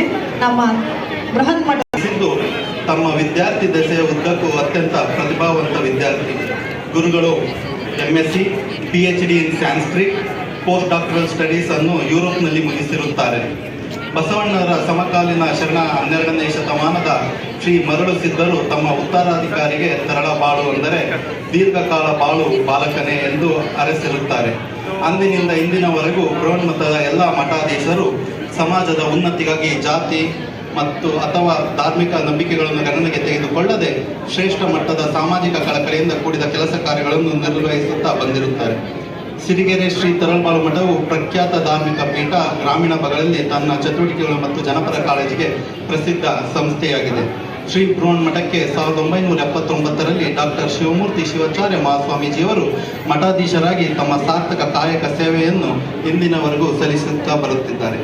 ಗುರುಗಳು 500ಕ್ಕೂ ಹೆಚ್ಚು ಅಂಕಣಗಳನ್ನು 2008ರಿಂದ ವಿಜಯ ಕರ್ನಾಟಕ ಪತ್ರಿಕೆಗೆ ಬಿಸಿಲು ಬೆಳದಿಂಗಳು ಎಂಬ ಶೀರ್ಷಿಕೆ ಅಡಿ ಬರೆಯುತ್ತಿದ್ದಾರೆ ಮತ್ತು ಕನ್ನಡ, ಇಂಗ್ಲಿಷ್ನಲ್ಲಿ ಹಲವಾರು ಪುಸ್ತಕಗಳನ್ನು ಬರೆದಿರುತ್ತಾರೆ. ಪರಮ ಪೂಜ್ಯರು ಹಲವಾರು ಸಾಫ್ಟ್ವೇರ್ಗಳ ಡೆವಲಪ್ಗಳನ್ನು ಮಾಡಿದ್ದಾರೆ. ಅದರಲ್ಲಿ ಪ್ರಮುಖವಾದವು ಗಣಕ ಶತಧ್ಯಾಯಿ. This is a unique software on Sanskrit grammar based on the famous Panini's Sutras dated back to 5th century BC. The software was first demonstrated by the Swamiji at the 9th World Sanskrit Conference held in Melbourne, Australia in 1994 and won the appreciation of the world Sanskrit scholars. The Swamiji was anonymously elected as the honorable president of the 10th World Sanskrit Conference. ಎರಡನೇದು ವಚನಗಳ ಉಳಿವಿಗಾಗಿ ನಮ್ಮೆಲ್ಲರಿಗಾಗಿ ಗಣಕ ವಚನ ಸಂಪುಟ ಎಂಬ software ಮಾಡಿರುತ್ತಾರೆ. ನಿಮ್ಮ ಮೊಬೈಲ್ನಲ್ಲಿ ಈ ಆ್ಯಪ್ನ ಡೌನ್ಲೋಡ್ ಮಾಡ್ಕೋಬೋದು. ಇದರಲ್ಲಿ 22,000ಕ್ಕೂ ಹೆಚ್ಚು ವಚನಗಳು ಕನ್ನಡ, ಇಂಗ್ಲಿಷ್, ಹಿಂದಿ, ತೆಲುಗು ಇನ್ನೂ ಹೆಚ್ಚು ಭಾಷೆಗಳಲ್ಲಿ ಪದಗಳು, ಅರ್ಥಗಳು, ವಿವರಣೆ, ಸಂಗೀತದ ಮೂಲಕ ನಿಮಗೆ ಸಿಗುತ್ತವೆ. ನಾವೆಲ್ಲರೂ ಇಲ್ಲಿ ಈಗ ಡೌನ್ಲೋಡ್ ಮಾಡಿಕೊಳ್ಳೋದು ಕೂಡ ಅವಕಾಶ ಇದೆ. ಇಲ್ಲಿ ನೋಡ್ಬೋದು ನೀವು. ರೈತರಿಗಾಗಿ ಭೂಮಿ ನೇರ ಪರಿಹಾರ ಗುರುಗಳು ಸರ್ಕಾರದ ಜೊತೆ ಸೇರಿ ಈ ಆ್ಯಪ್ ಮಾಡಿರುತ್ತಾರೆ. ಇದರಲ್ಲಿ ಸರ್ಕಾರದಿಂದ ರೈತರಿಗೆ ಬರುವ ಬರ ಪರಿಹಾರದ ಹಣ ನೇರ ರೈತರ ಖಾತೆಗೆ ಜಮಾ ಆಗುತ್ತದೆ. ಇದು ಗುರುಗಳು ರೈತರಿಗಾಗಿ ನೀಡಿದ ಕಾಣಿಕೆ. ನಮ್ಮ ಹಳ್ಳಿ ಕಡೆ ಗುರುಗಳಿಗೆ ಇದಕ್ಕೆ ಈ ರೀತಿಯ ಸಾಫ್ಟ್ವೇರ್ ಮಾಡಿರೋದೆಲ್ಲ ನೋಡಿ ಕಂಪ್ಯೂಟರ್ ಸ್ವಾಮೀಜಿ ಅಂತಲೂ ಭಾಳ ಫೇಮಸ್. ಸಾಮಾಜಿಕ ಕಾರ್ಯಗಳು 20 ವರ್ಷದಿಂದ ಮದ್ಯಪಾನ ಮುಕ್ತ ಸಮಾಜಕ್ಕಾಗಿ ಹೋರಾಟ ಮಾಡ್ತಾ ಇದ್ದಾರೆ. ಹಳ್ಳಿಯ ಹೆಣ್ಣು ಮಕ್ಕಳಿಗೆ ಸ್ಮಾಲ್ ಸೇವಿಂಗ್ ಪ್ರಾಜೆಕ್ಟ್ ಅಂತ ಮಾಡಿದ್ದಾರೆ. ಸರ್ಕಾರದ ಜೊತೆಗೂಡಿ 421 ಹಳ್ಳಿಗಳಲ್ಲಿ ಶೌಚಾಲಯ ಕಟ್ಟಿಸಿದ್ದಾರೆ. ಗುರುಗಳು ತರಳಬಾಳು ಕಲಾ ಸಂಘ ಅಂತ ಕಟ್ಟಿ ಕಲೆ, ನಾಟಕ, ಸಂಸ್ಕೃತಿ ಉಳಿಸ್ತಾ ಇದ್ದಾರೆ. ಉತ್ತರ ಕರ್ನಾಟಕಕ್ಕೆ ನೆರೆ ಬಂದಾಗ ಎಲ್ಲರೂ ಆಹಾರ, ಹಣ, ಔಷಧಿ ತೆಗೆದುಕೊಂಡು ಹೋದ್ರು. ಗುರುಗಳು ಹಣ, ಆಹಾರ, ಔಷಧಿ ತೆಗೆದುಕೊಂಡು ಹೋಗಿ ವಾಪಸ್ ಬರ್ತಾ ನೆರೆಯಿಂದ ಪೀಡಿತ ಆದಂಥ 250ಕ್ಕೂ ಹೆಚ್ಚು ಮಕ್ಕಳನ್ನ ಕರ್ಕೊಂಡ್ಬಂದು ಸಿರಿಗೆರೆ ಮಠದಲ್ಲಿ ಉಚಿತ ವಿದ್ಯಾಭ್ಯಾಸ ನೀಡ್ತಾ ಇದ್ದಾರೆ. 100 ಮಕ್ಕಳಿಗೆ ಮೆರಿಟ್ ಸ್ಕಾಲರ್ಶಿಪ್ ನೀಡ್ತಿದ್ದಾರೆ. ಇಂದು ಸಿರಿಗೆರೆಯಲ್ಲಿ 5,000ಕ್ಕೂ ಹೆಚ್ಚು ಮಕ್ಕಳು ಉಚಿತ ವಿದ್ಯಾಭ್ಯಾಸ ಮಾಡುತ್ತಿದ್ದಾರೆ. ಅದರಲ್ಲಿ 1,500ಕ್ಕೂ ಹೆಚ್ಚು ಹೆಣ್ಣು ಮಕ್ಕಳು ವಿದ್ಯಾಭ್ಯಾಸ ಮಾಡ್ತಿದ್ದಾರೆ. ಕರ್ನಾಟಕದಲ್ಲಿ ಇದು ಅತಿ ಹೆಚ್ಚು ಯಾವುದಾದ್ರೂ ಮಠದಲ್ಲಿದ್ದರೆ. ಮಠದ 250ಕ್ಕೂ ಹೆಚ್ಚು ಶಾಲಾ ಕಾಲೇಜುಗಳು 14 ಜಿಲ್ಲೆಗಳಲ್ಲಿ 50,000ಕ್ಕೂ ಹೆಚ್ಚು ವಿದ್ಯಾರ್ಥಿಗಳಿಗೆ ವಿದ್ಯಾಭ್ಯಾಸ ನೀಡ್ತಾ ಇದೆ. ನಮ್ಮ ಹಳ್ಳಿ ಕಡೆ ಗುರುಗಳನ್ನ ಇಂಥ ಕಾರ್ಯ ನೋಡಿ ಶಿಕ್ಷಣದ ಸ್ವಾಮೀಜಿ ಅಂತಲೂ ಕರೀತಾರೆ. Swamiji has participated in 3rd World Sanskrit Conference, Paris, and he was the honorable president of 10th World Sanskrit Conference in 1997, Assembly of World Religious New Jersey in 1985, Asia Pacific Summit, World Peace Summit in 2008, and many more. ದೇಶದಲ್ಲಿ ರೈತರಿಗೆ ನೀರಿಲ್ಲ ಅಂದರೆ ಕಪ್ಪೆಗೆ ಮದುವೆ ಮಾಡಿಸ್ತಾರೆ, ದೇವರಿಗೆ ಬೇಡ್ಕೊಂತಾರೆ ಅಥವಾ ಸರ್ಕಾರಕ್ಕೆ ಕೇಳ್ತಾರೆ. ಆದರೆ ಮಧ್ಯ ಕರ್ನಾಟಕದಲ್ಲಿ ರೈತರು ಸೀದಾ ಪರಮ ಪೂಜ್ಯರ ಹತ್ರ ಬೇಡ್ಕೊಂತಾರೆ. ಯಾಕಂದರೆ ಅವ್ರ ಹಳ್ಳಿಯ ಕೆರೆಗೆ ಪಕ್ಕ ನೀರು ಬರುತ್ತೆ ಅಂತ. ಸುಮಾರು 500ಕ್ಕೂ ಹೆಚ್ಚು ಕೆರೆಗಳಿಗೆ ನೀರು ತುಂಬಿಸಿ ಗುರುಗಳು ಇನ್ನೂ ಕಾರ್ಯ ನಡೀತಾ ಇದೆ. 500ಕ್ಕೂ ಹೆಚ್ಚು ಕೆರೆಗಳದ್ದು. ನಮ್ಮ ಹಳ್ಳಿ ಕಡೆ ಗುರುಗಳಿಗಿಂತ ಕಾರ್ಯ ನೋಡಿ ಭಗೀರಥ ಅಂತ ಕರೀತಾ ಇದ್ದಾರೆ. ಗುರುಗಳಿಗೆ ಹಲವು ಪ್ರಶಸ್ತಿಗಳು ಬಂದಿವೆ. ಅಂಬಾಸಿಡರ್ ಆಫ್ ಪೀಸ್, ಆದಿಕವಿ ಪ್ರಶಸ್ತಿ, ಸ್ಪಂದನ ಪುರಸ್ಕಾರ, Indira Priyadarshini Riksha Mitra award, doctor TMA Pai distinguished service award, ಇನ್ನೂ ಹೆಚ್ಚು ಹಲವು ಪ್ರಶಸ್ತಿಗಳು ಬಂದಿದ್ದಾವೆ. ದೇಶದಲ್ಲಿ ಅನ್ಯಾಯ ಆದರೆ ಎಲ್ಲರೂ ಪೊಲೀಸ್ ಕೋರ್ಟ್ ಅಂತ ಹೋದ್ರೆ ಮಧ್ಯ ಕರ್ನಾಟಕದ ಜನ ಪರಮ ಪೂಜ್ಯರ ಹತ್ರ ಹೋಗ್ತಾರೆ. ಯಾಕೆಂದ್ರೆ ಪ್ರತಿ ಸೋಮವಾರ ಸದ್ಧರ್ಮ ನ್ಯಾಯಪೀಠ ಅಂತ ನಡೆಸ್ತಾರೆ. ಸುಪ್ರೀಂ ಕೋರ್ಟ್, ಹೈಕೋರ್ಟ್ ಅಲ್ಲಿ ಮುಗಿಯದ ಕೇಸ್ಗಳನ್ನ ಕೂಡ ಗುರುಗಳು ಮುಗಿಸಿ ಜನರಿಗೆ ದಾರಿದೀಪ ಆಗಿದ್ದಾರೆ. ಒಂದು ಉದಾಹರಣೆ ಅಂದರೆ 2011ರಲ್ಲಿ ಪಾಸಾದಂಥ KS ಅಭ್ಯರ್ಥಿಗಳು ಅಥವಾ ಅಧಿಕಾರಿಗಳದ್ದು ಕೇಸ್ 10 ವರ್ಷ ಕಾಲ ಸುಪ್ರೀಂ ಕೋರ್ಟ್, ಹೈಕೋರ್ಟ್ ಅಥವಾ ಕರ್ನಾಟಕ ಅಸೆಂಬ್ಲಿಲಿ ರಿಜೆಕ್ಟ್ ಆಗಿತ್ತು. 2019ರಲ್ಲಿ ಅವರು ಬಂದ್ಬಿಟ್ಟು ಗುರುಗಳ ಸದ್ಧರ್ಮ ನ್ಯಾಯಪೀಠಕ್ಕೆ ಈ ಕೇಸ್ನ ಕೊಡ್ತಾರೆ. 2021ರಲ್ಲಿ ಎಲ್ಲ ಪಕ್ಷಗಳ ಜೊತೆ ಮಾತಾಡಿ, ಸರ್ಕಾರದ ಜೊತೆ ಮಾತಾಡಿ 2021ರಲ್ಲಿ 362 KS ಆಫೀಸರ್ಸ್ಗೆ ಆರ್ಡರ್ ಕಾಪಿ ಸಿಗೋ ಥರ ಮಾಡಿದ್ದಾರೆ. ಇಂದು ಅವರು ಕರ್ನಾಟಕದಲ್ಲಿ ಬೇರೆ ಕಡೆ ತಹಸೀಲ್ದಾರ್ ಆಗಿ, ಅಸಿಸ್ಟೆಂಟ್ ಕಮಿಷನರ್ ಆಗಿ, ಕಮರ್ಷಿಯಲ್ ಟ್ಯಾಕ್ಸ್ ಆಫೀಸರ್ ಆಗಿ ಕೆಲಸ ಮಾಡ್ತಾ ಇದ್ದಾರೆ. ನಮ್ಮ ಹಳ್ಳಿ ಕಡೆ ಗುರುಗಳಿಗೆ ಡಾಕ್ಟರ್ ಸ್ವಾಮೀಜಿ ಅಂತಾರೆ. ಅಂದರೆ ಅವರು PhD ಮಾಡಿದ್ದಾರೆ ಅನ್ನೋದಕ್ಕಿಂತ ಜಾಸ್ತಿ ಸಮಾಜದ ಅನಾರೋಗ್ಯಗಳಿಗೆ ಇವರು ಚಿಕಿತ್ಸೆ ನೀಡಿ ಆರೋಗ್ಯ ಸಮಾಜ ಕಟ್ತಾ ಇದ್ದಾರೆ. ಅದಕ್ಕೋಸ್ಕರ ಹಳ್ಳಿ ಕಡೆ ಅವ್ರನ್ನ ಡಾಕ್ಟರ್ ಸ್ವಾಮೀಜಿ ಅಂತಾರೆ. ಇಂಥ ಮಹಾನ್ ಸಹಾಯಕ ಯೋಗಿ ಪರಿಚಯ ಮಾಡಿಕೊಡಲು ನನಗೆ ಸಿಕ್ಕ ಸಮಯ ಏನನ್ನೂ ಸಾಲದು. ನನಗೆ ದೊರೆತ ಕಾಲ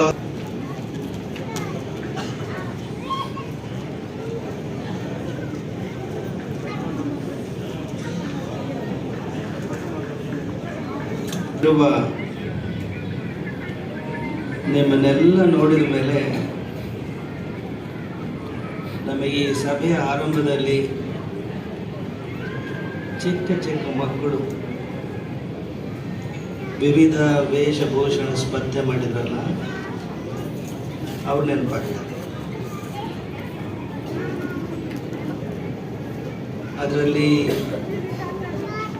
ಒಂದು ಮಗು ಹನುಮಂತನ ಪಾತ್ರ ವಹಿಸಿದ್ದಾರೆ. ಸೀತೆಯ ಅನ್ವೇಷಣೆಯಲ್ಲಿ ಸಾಗರವನ್ನು ದಾಟಿ ಲಂಕೆಗೆ ಹೋದಂಥ ಹನುಮಂತನ ಶ್ರೀರಾಮನ ಕಥೆ ನಿಮಗೆಲ್ಲ ಗೊತ್ತೇ ಇದೆ. ಹಾಗೆ ನಿಮ್ಮನ್ನೆಲ್ಲ ನೋಡಿದಾಗ ನಮಗನ್ಸೋದು ನಮ್ಮ ಭಾರತದಿಂದ ದುಬೈಗೆ ಹಾರಿ ಬಂದ ಹನುಮಂತರು ನೀವು ಅಂತ ಅನಿಸ್ತಾ ಇದೆ.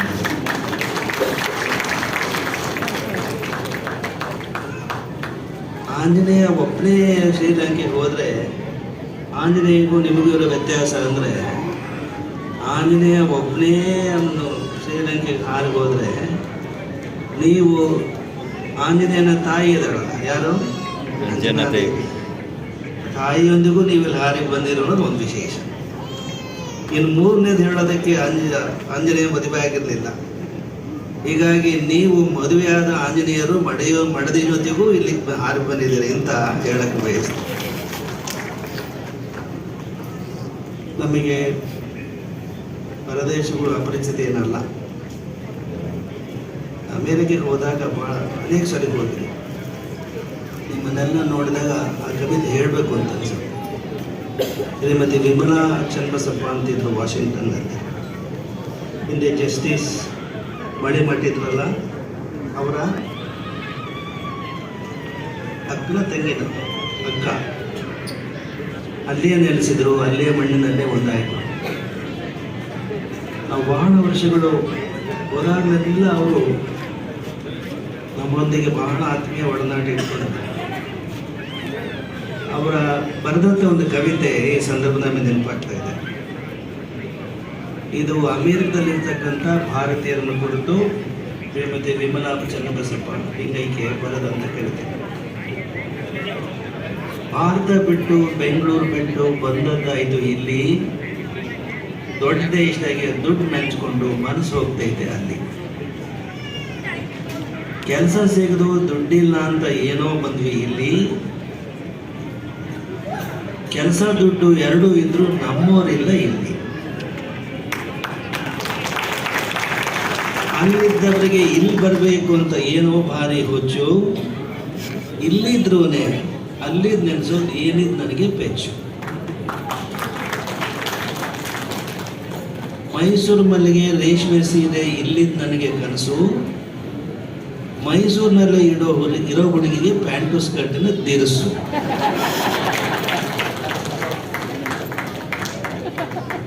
ಐಸ್ ಕ್ರೀಮ್ ಕೇಕು ಚಾಕ್ಲೇಟ್ ಬೇಕು ಇಲ್ಲಿದ್ದ ಮಕ್ಕಳಿಗೆ, ಇಡ್ಲಿ ದೋಸೆ ಬೋಂಡ ನೆನೆಸಿ ಬಾಯಲ್ಲಿ ನೀರು ಇಲ್ಲಿ. ಮಕ್ಕಳಿಗೆ ಕನ್ನಡ ಕಲಿಸ್ಬೇಕು ಅಂತ ನಮಗೆ ಒದ್ದಾಟ ಇಲ್ಲಿ, ಹುಟ್ಟೋಕ್ ಮೊದಲೇ ಕಾನ್ವೆಂಟಿಗೆ ಹಾಕಿ ಇಂಗ್ಲಿಷ್ ಕಲಿಸೋದಾಗಿ. ಅಲ್ಲಿ ಇಲ್ಲಿ ಎಲ್ಲೇ ಆಗಲಿ ನಮ್ಮ ತಾಯಿ ಭಾಷೆ ನವಿರು ಕೇಳೋಕಾಸೆ, ಓದೋಕಾಸೆ, ಕನ್ನಡವೇ ನನ್ನ ತವರು ಅಂತ ಗೌರವದಿಂದ ಬಂದಂಥ ನೀವೆಲ್ಲರೂ ನಿಮ್ಮ ಮಕ್ಕಳಿಗೆ ವಚನ ಪಾಠ ಕಲಿಸೋದು, ವಚನಗಳ ಪಾಠ ಬಹಳ ಕಸರತ್ತು ಮಾಡ್ತಾ ಇದ್ದೀರಿ. ಒಂದು ಮಗು ದಶಾವತಾರದ ಯಾವ್ಯಾವ ದಶಾವತಾರಗಳು ಅಂತ ಲಿಸ್ಟ್ ಮಾಡ್ತಾರಲ್ಲ, did you notice closely that boy or girl was the 10th participant? ಒಂದು ರೀತಿಯಲ್ಲಿ ಅದೇನು ಸಂಯೋಜಕಿ ಯೋಚನೆ ಮಾಡೇ ಸೇರ್ಪಡೆ ಮಾಡಿದ್ರು ನಂಬರ್ ಪಾರ್ಟಿಸಿಪೆಂಟ್ ಅಂತ ಅನ್ನೋದನ್ನ ಏನೋ ಗೊತ್ತಿಲ್ಲ. ಸೊ ದಶಾವತಾರದ ಯಾವ್ಯಾವ ಅವತಾರಗಳು ಅಂತ ಹೇಳ್ತಕ್ಕಂಥ ಬಾಲಕ ಅಥವಾ ಬಾಲಕಿ ಅದರ ನಂಬರು 10 ಆಗಿತ್ತು. ಏನು ಏನು ಯೋಚನೆ ಮಾಡಿದ್ರು ಅಥವಾ ಹಾಗೆ ತಾನಾಗಿ ಆಯಿತು ಗೊತ್ತಿಲ್ಲ. ಬಹಳ ಒಳ್ಳೆ ಅಭಿನಯ ಮಾಡಿದ್ರು ಮಕ್ಕಳು. ಇಂಥ ಮಕ್ಕಳನ್ನು ನಾವು ಗಮನದಲ್ಲಿರಿಸಿಕೊಂಡು ಭಾಳ ಹಿಂದೆ 1994ರಲ್ಲಿ ಇನ್ನೂ 95 ವಿಂಡೋಸ್ 95 ಬಂದಿರಲಿಲ್ಲ. ಆವಾಗಲೇ ಡಾನ್ಸ್ ಪ್ಲ್ಯಾಟ್ಫಾರ್ಮ್ನಲ್ಲಿ ಡಿಮೇಜ್ ಮತ್ತು ಕ್ಲಿಪ್ಪರ್ ಬಳಸ್ಕೊಂಡು ನಾವು ಮಾಡಿದಂಥ ಸಾಫ್ಟ್ವೇರ್ 2, ಒಂದು ಪಾಣಿನಿ ಅಷ್ಟಾಧ್ಯಾಯಿ, ಅದ್ರ ಬಗ್ಗೆ ಹೋಗಲ್ಲ. ಕಂಪ್ಯೂಟರ್ ಜ್ಞಾನ ಭಾಳ ಜನಕ್ಕೆ ಇರಲಿಲ್ಲ, ಬಳಕೆಯೂ ಇರಲಿಲ್ಲ. ಈಗ ಮೊಬೈಲ್ ಹೆಚ್ಚು ಬಳಕೆಯಲ್ಲಿರೋದ್ರಿಂದ ಕಳೆದ ವರ್ಷ ನಾವು ಅಧಿಕೃತವಾಗಿ ಅದರ ಶಿವಶರಣರ ವಚನ ಸಂಪುಟ ಅನ್ನುವ ಒಂದು ವಚನ ಆ್ಯಪನ್ನು ಸ್ಯಾನ್ ಫ್ರಾನ್ಸಿಸ್ಕೋದಲ್ಲಿ ಬಿಡುಗಡೆ ಮಾಡಿದ್ದು ಆಗಸ್ಟ್ 1. ಆ ಒಂದು ಆ್ಯಪನ್ನು ನಿಮ್ಮಲ್ಲಿ ಯಾರ್ಯಾರು ಯಾವ್ಯಾವ ಮೊಬೈಲ್ ಬಳಸ್ತಿರೋ ಗೊತ್ತಿಲ್ಲ. ಆಂಡ್ರಾಯ್ಡ್ ನೀವು ಬಳಸ್ತಾ ಇದ್ದರೆ ಆ್ಯಪ್ ಸ್ಟೋರಿಗೆ ಹೋಗಿ, ಅದು ಪ್ಲೇ ಸ್ಟೋರಿಗೆ ಹೋಗಿ ವಚನ ಸಂಪುಟ ಅಂತ ಹೇಳಿದರೆ ನೀವು ಸಿಗುತ್ತೆ, ನೀವು ಡೌನ್ಲೋಡ್ ಮಾಡ್ಕೊಳ್ಬೋದು. ಇನ್ನು ಐಫೋನ್ ಇದ್ದರೆ ಇದು ವೆಬ್ ಬೇಸ್ಡ್ ಪ್ರೋಗ್ರಾಮ್, ಹಾಗೆ ನೋಡ್ಕೊಂಬಿಡ್ಬೋದು. ನಮ್ಮ ಸಂಯೋಜಕರು ಅದರ ಲಿಂಕನ್ನು ಹಾಕಿದ್ದೀರಿ ಅಂತ ಕಾಣು. Yes, this is the one. ಇದಕ್ಕೆ ನಾವು ಶಿವಶರಣರ ವಚನ ಸಂಪುಟ ಅಂತ ಹೆಸರಿಟ್ಟಿದ್ದೀವಿ. ಇದರಲ್ಲಿ ಬಸವಣ್ಣವರು, ಅಕ್ಕ ಮಹಾದೇವಿ, ಅಲ್ಲಮಪ್ರಭು, ಸಿದ್ದರಾಮ ಅಷ್ಟೇ ಅಲ್ಲ, ಎಲ್ಲ ಶಿವಶರಣರ ಸಮಗ್ರ ವಚನಗಳು, 22,000ಕ್ಕೂ ಹೆಚ್ಚು ವಚನಗಳು ನಿಮ್ಮ ಅಂಗೈಯ ತುದಿ ಬೆರಳಲ್ಲಿ ಸಿಗೋ ಹಾಗೆ ನಾವು ಮಾಡಿದ್ದೀವಿ ಅಂತ ಹೇಳೋದನ್ನು ತಿಳಿಸ್ತಾ ಸಂತೋಷ. ನಿಮ್ಮ ಕೊರಳಲ್ಲಿ ಲಿಂಗ ಇದೆಯೋ ಇಲ್ಲೋ, ನಿಮ್ಮ ಕೈಯಲ್ಲಂತೂ ಮೊಬೈಲ್ ಇದ್ದೇ ಇರುತ್ತೆ. ಎದೆ ಮೇಲೆ ಲಿಂಗ ಇದ್ದ ಮಾತ್ರಕ್ಕೆ ಲಿಂಗಾಯತ ಆಗಲ್ಲ. ಅಲ್ವಪ್ರಭು ಹೇಳ್ತಾರೆ ಒಂದು ವಚನದಲ್ಲಿ, ಬಟ್ಟೆಯ ಮೇಲೆ ಕಟ್ಟೋಗರದ ಮೊಟ್ಟೆಯ ಕಟ್ಟಿದವಳೇನು ಹಸಿವು ಹಿಂಗ ಬಲ್ಲದೆ. ಬಟ್ಟೆ ಮೇಲೆ ಬುತ್ತಿಗಂಟನ್ನು ಕಟ್ಕೊಂಡು ಸುತ್ತಕೊಂಡ್ರೆ ಹಸು ಹೋಗುತ್ತೇನೋ? ಬಟ್ಟೆಯ ಮೇಲೆ ಕಟ್ಟೋಗರದ ಮೊಟ್ಟೆಯ ಕಟ್ಟಿದವಳೇನು ಹಸಿವು ಹಿಂಗ ಬರುತ್ತೆ. ಹಾಗೆ ಎದೆ ಮೇಲೆ ಲಿಂಗವನ್ನು ಧರಿಸಿದ ಮಾತ್ರಕ್ಕೆ ಲಿಂಗಾಯತ ಆಗಲ್ಲ. ಧರಿಸದೇ ಇದ್ದ ಮಾತ್ರಕ್ಕೆ ಲಿಂಗಾಯತ ಅಲ್ಲ ಅಂತಲೂ ಅಲಕ್ಕಾಗಲ್ಲ. ಹಾಗಾದ್ರೆ ನಿಮಗೊಂದು ಫ್ರೀಡಮ್ ಕೊಟ್ಬಿಟ್ವಿ ಅಂತ ತಿಳ್ಕೊಬೇಡಿ, ನಿಮಗೆ ಲೈಸೆನ್ಸ್ ಕೊಟ್ಬಿಟ್ವಿ ಅಂತ. ಅದರ ಅರ್ಥ ಏನು ಅಂತ ನೀವು ಗ್ರಹಿಸಿದರೆ ಯಾರು ಹೇಳೋದು ಬೇಕಲ್ಲ, ನೀವು ಅದನ್ನು ಧರಿಸ್ತೀರಿ. ಒಮ್ಮೆ ಇದನ್ನು ನಿನ್ನೇನು ಹೇಳಿದ್ದು ಇದರಲ್ಲಿ ಮಸ್ಕತ್ನಲ್ಲಿ ಬಹಳ ವರ್ಷಗಳ ಹಿಂದೆ ಹೋದಾಗ ಅಮೇರಿಕಕ್ಕೆ ಅಟ್ಲಾಂಟಾದಲ್ಲಿ ಇವತ್ತು ಹೇಗೆ ನೀವು ಖುಷಿ ಪಡ್ತಾಯಿದ್ರು ಹಾಗೆ ಅಲ್ಲಿಯ ತಂದೆ ತಾಯಿಗಳು ಯಾರ ಮನೆಯಲ್ಲಿ ಬಿಡಾರ ಮಾಡಿದ್ರು. ನಮ್ಮ ಮಗನಿಗೆ ತಾವು ದೀಕ್ಷೆ ಮಾಡಬೇಕು, ಲಿಂಗ ದೀಕ್ಷೆ ಅಂತ ಕೇಳ್ತಾರೆ. ಮಾಡಿದ್ರು. ಭಾಳ ಕಷ್ಟ ಆಯಿತು. ನಮ್ಮ ದೇಶದಲ್ಲಿ ಭಾಳ ಸ್ವಲ್ಪ ಲಿಂಗ ದೀಕ್ಷೆ ಮಾಡೋದು. ಪಾಶ್ಚಾತ್ಯ ರಾಷ್ಟ್ರಗಳಲ್ಲಿ ಮಕ್ಕಳಲ್ಲಿ ಲಿಂಗ ದೀಕ್ಷೆ ಮಾಡೋದು ಸುಲಭಿಲ್ಲ. ಎಲ್ಲ ಪ್ರಶ್ನೆ ಕೇಳ್ತಾರೆ. What is it, why should I where it, what is the meaning of it ಅಂತ ಎಕ್ಸ್ಪ್ಲೇನ್ ಮಾಡಿ ಅಂತ ಕೇಳ್ತಾರೆ ಅವರು. ನೀವು ತಲೆ ಮೇಲೆ ಕೊಡ್ತೀರಿ ಅವರಿಗೆ, ನಗಲ ಗುರುಗಳು ಕೇಳಬಾರ್ದು ಅಂತ ಹೇಳಿ. ಹೀಗಾಗಿ ಅವ್ರ ಬುದ್ಧಿ ವಿಕಾಸ ಆಗಲ್ಲ. ನಾವು ಅವನಿಗೆ ಕೇಳಿದ ತಕ್ಷಣ ಎಕ್ಸ್ಪ್ಲೇನ್ ಮಾಡಿದ್ವಿ. ನೋಡಪ್ಪ, ಬಸವಣ್ಣರ ವಚನ ಹೀಗಿದೆ. ಈಗ ಅದರಲ್ಲಿ ನೀವು ಹೋಗಿ ಬಸವಣ್ಣರ ವಚನ ಕ್ಲಿಕ್ ಮಾಡಿ, ಬಸವಣ್ಣ ಕ್ಲಿಕ್ ಮಾಡಿ, ಅಲ್ಲಿ ಅಲ್ಲಿ ಸರ್ಚ್ ಬಟನ್ ಹೋಗಿ ಸರ್ಚ್ ಲೆನ್ಸ್ ಇದೆಯಲ್ಲ ಅಲ್ಲಿ. So type Jagadagala Mugilagala, Jagadagala, Jagadagala. Either you can type in Kannada or in English. Any mistake ಆಗಬಾರ್ದು. ಜಗದಗಲ. ಕ್ಲಿಕ್ ಮೀ ಒತ್ತಿ. ನೋಡಿ ಅಲ್ಲಿ ವಚನ. ಜಗದಗಲ ಮುಗಿಲಗಲ ಮಿಗೆಯಗಲ ನಿಮ್ಮ ಪಾತಾಳದಿಂದ ಅತ್ತತ್ತ ನಿಮ್ಮ ಶ್ರೀಚರಣ, ಬ್ರಹ್ಮಾಂಡದಿಂದ ಅತ್ತತ್ತ ಶ್ರೀ ಮಕುಟ, ಅಗಮ್ಯ ಅಗೋಚರ ಅಪ್ರತಿಮ ಲಿಂಗವೇ ನೀವೆನ್ನ ಕರಸ್ಥಳಕ್ಕೆ ಬಂದು ತುಳುಕಾದರೆ. ಇದು ನಿಮ್ಮ ಮಕ್ಕಳಿಗೆ ಕನ್ನಡ ಓದಕ್ಕೆ ಬರಲ್ಲ, ಅದಕ್ಕೆ ಅವ್ರಿಗೆ ಓದ್ಲಿಕ್ಕೆ ಅನುಕೂಲ ಆಗಲಿ ಅಂತ ಹೇಳಿ ಅಲ್ಲೊಂದು ಟ್ರಾನ್ಸ್ಲಿಟ್ರೇಷನ್ ಅಂತ ಕೊಟ್ಟಿದ್ದೀವಿ ರೋಮನ್ ಸ್ಕ್ರಿಪ್ಟಲ್ಲಿ. Click the button, transliteration, that's it, transliteration. They can read the Kannada in Roman script. We have used the diacritical marks internationally. ನಾವು ಇಂಡೋಲಾಜಿಕಲ್ ಸ್ಕಾಲರ್ಸ್ ಅದೆಲ್ಲ ಒಂದು ತೀರ್ಮಾನಕ್ಕೆ ಬಂದಿಲ್ಲ ಅಂತಾರಾಷ್ಟ್ರೀಯ ಸಮ್ಮೇಳನದಲ್ಲಿ. ಹೀಗಾಗಿ ನಿಮ್ಮಲ್ಲಿ ಸ್ಪೆಷಲ್ ಕ್ಯಾರೆಕ್ಟರ್ಸ್, ಉದಾಹರಣೆಗೆ ಪಾತಾಳದಿಂದ ಅಂತ ಪಿ ಎ ಅಂತ ಇದೆಯಲ್ಲ, ಅದ್ರ ಮೇಲೆ ಹಿಂಗೊಂದು ಗೆರೆ ಹೇಳಿದ್ರೆ ಅದು ದೀರ್ಘ ಆ ಅಂತ. ಟಿ ಮುಂದೆ ಎ ಗೆರೆ ಹೇಳಿದ್ರೆ ತಾ. ಇದು ಡಯಾಗ್ರಾಮ್ ಮಾರ್ಕ್ಸ್ ಅಂತೀವಿ.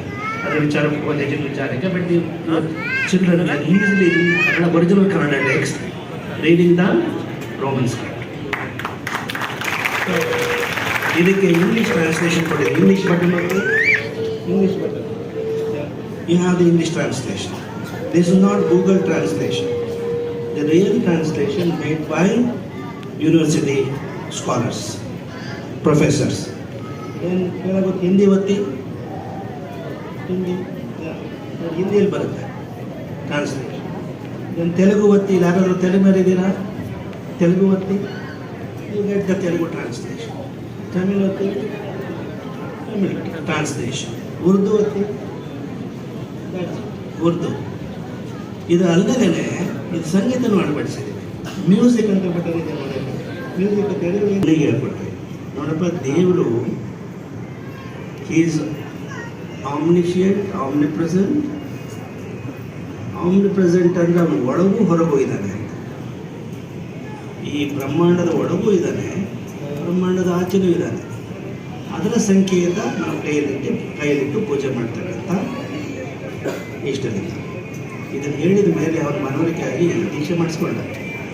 ಅದಾದ ಒಂದು ವಾರದ ಕಾಲ ನಾವು ಕ್ಯಾಲಿಫೋರ್ನಿಯಾ ಕಡೆ ಹೋದ್ವಿ.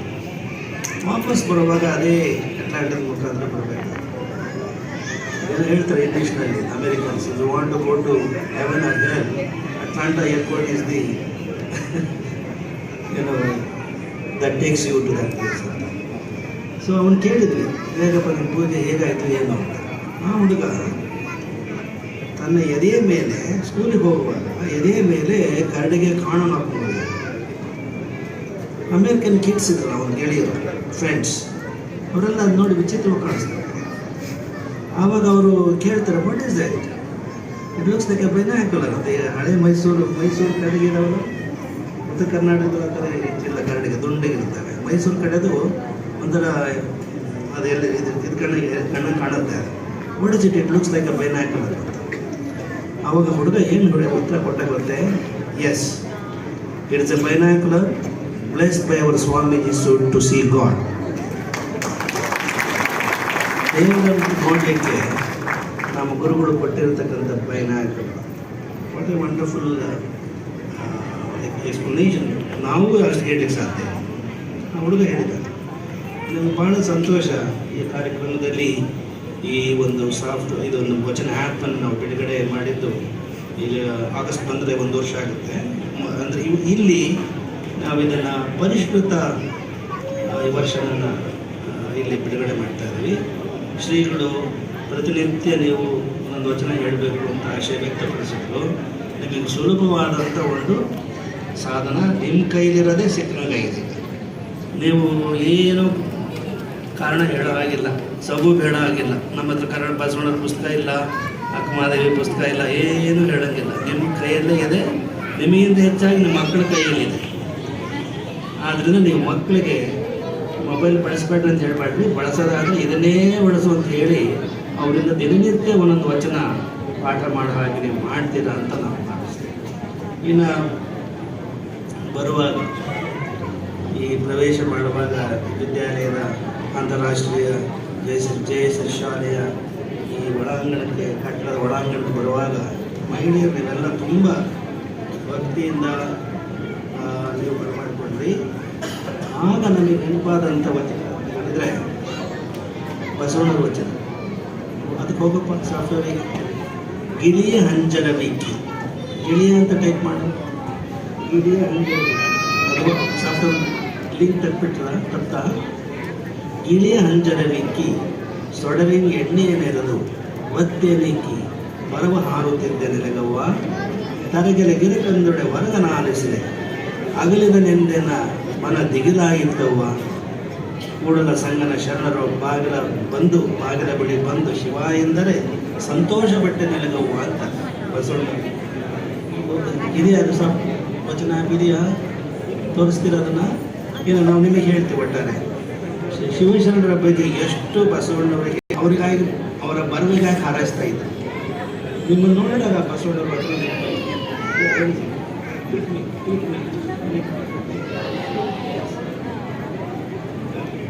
ಗಿಳಿಯ ಹಂಜರ ವಿಕ್ಕಿ ಅಂದರೆ ಗಿಳಿಯ ಒಂದು ಪಂಚರವನ್ನು ಮನೆ ಮುಂದೆ ಎತ್ತಾಕಿ ಸೊಡವಿಂಗೆ ಎಣ್ಣೆಯ ನೆರೆದು ದೀಪ ಹಚ್ಚಿ ಪರವ ಹಾರುತ್ತಿದ್ದೇನೆ.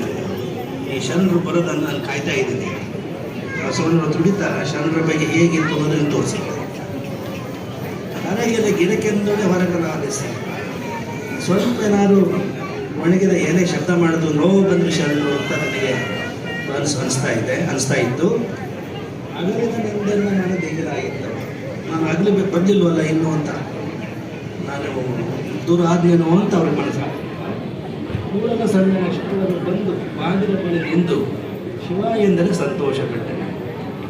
ಹಾಗೆ ನಾವು ಬರುವಾಗ ವೀರವರು ಗುರುಗಳು ಬರುವಾಗ ಬಾಗಿಲ ಬಳಿ ನಿಂದು ದೀಪ ಹಚ್ಚಿ ಆರತಿ ಇಟ್ಕೊಂಡು ಅಲ್ಲಿ ಕಾಯ್ತಾ ಇದ್ರಲ್ಲ, ನಮಗೆ ಬಸವಣ್ಣವರ ಈ ವಚನ ಆಗ ನೆನಪಾಗಿ. ಸಾಮಾನ್ಯವಾಗಿ ಹೆಣ್ಮಕ್ಳು ಯಾಕೆ ಆರತಿ ಇಟ್ಕೊಂಡು ನಿಂತ್ಕೊಳ್ತಾರೆ ಸ್ವಾಗತ ಮಾಡುವಾಗ? ಗಂಡು ಮಕ್ಕಳು ಅವ್ರ ಕೈಯಲ್ಲಿ ಆರತಿ ಕೊಡೋದು. ನಮ್ಮ ಸರ್ಕಾರನೂ ಹಾಗೆ ಮಾಡ್ಕೊಂಡಿದೆ. ಆರತಿಗೊಬ್ಬ ಮಗಳು, ಕೀರ್ತಿಗೊಬ್ಬ ಮಗಳು. ನಾವು ಬಹಳಷ್ಟು ನಮ್ಮ ರಾಜಕೀಯದವ್ರಿಗೆ ಹೇಳಿದ್ದೀನಿ, ಹೆಣ್ಮಕ್ಳು ಬರೀ ಆರತಿ ಅಷ್ಟೇ ಅಲ್ಲ ಎತ್ತೋದು, ಅವರು ಸಮಯ ಬಂದರೆ ಒನಕೆ ಹೋಗನಂತೆ ಕೈಯಲ್ಲಿ ಒನಕೆಯನ್ನು ಹಿಡಿಯಬಲ್ಲರು ನಮ್ಮ ಹೆಣ್ಮಕ್ಳು. ಪ್ರಸಂಗ ಬಂದರೆ ವೀರರಾಣಿ ಕಿತ್ತೂರು ಚೆನ್ನಮ್ಮನಂತೆ ಕತ್ತಿಯನ್ನು ಖಡ್ಗವನ್ನು ಹಿಡಿಯಬಲ್ಲರು. ಇದೇ ನೀವು ಆರ್ತಿಗೊಬ್ಬ ಮಗಳು, ಕೀರ್ತಿಗೊಬ್ಬ ಮಗ ಅಂತ ಬರೆದಿದ್ದು ತಪ್ಪು ಅಂತ ಅನೇಕ ರಾಜಕಾರಣಿಗಳಿಗೆ ಹೇಳಿದ್ದೀವಿ. ನಾವು ಹೇಳೋದು ಬಯಸೋದೇನು ಅಂದರೆ ಅದನ್ನು ಬದಲಾಯಿಸಿ ಆಸ್ತಿಗೊಬ್ಬ ಮಗ, ಆಸರೆಗೊಬ್ಬ ಮಗಳು ಅಂತ ಮಾಡಿದರೆ ಹೆಚ್ಚು ಸೂಕ್ತ ಅಂತ.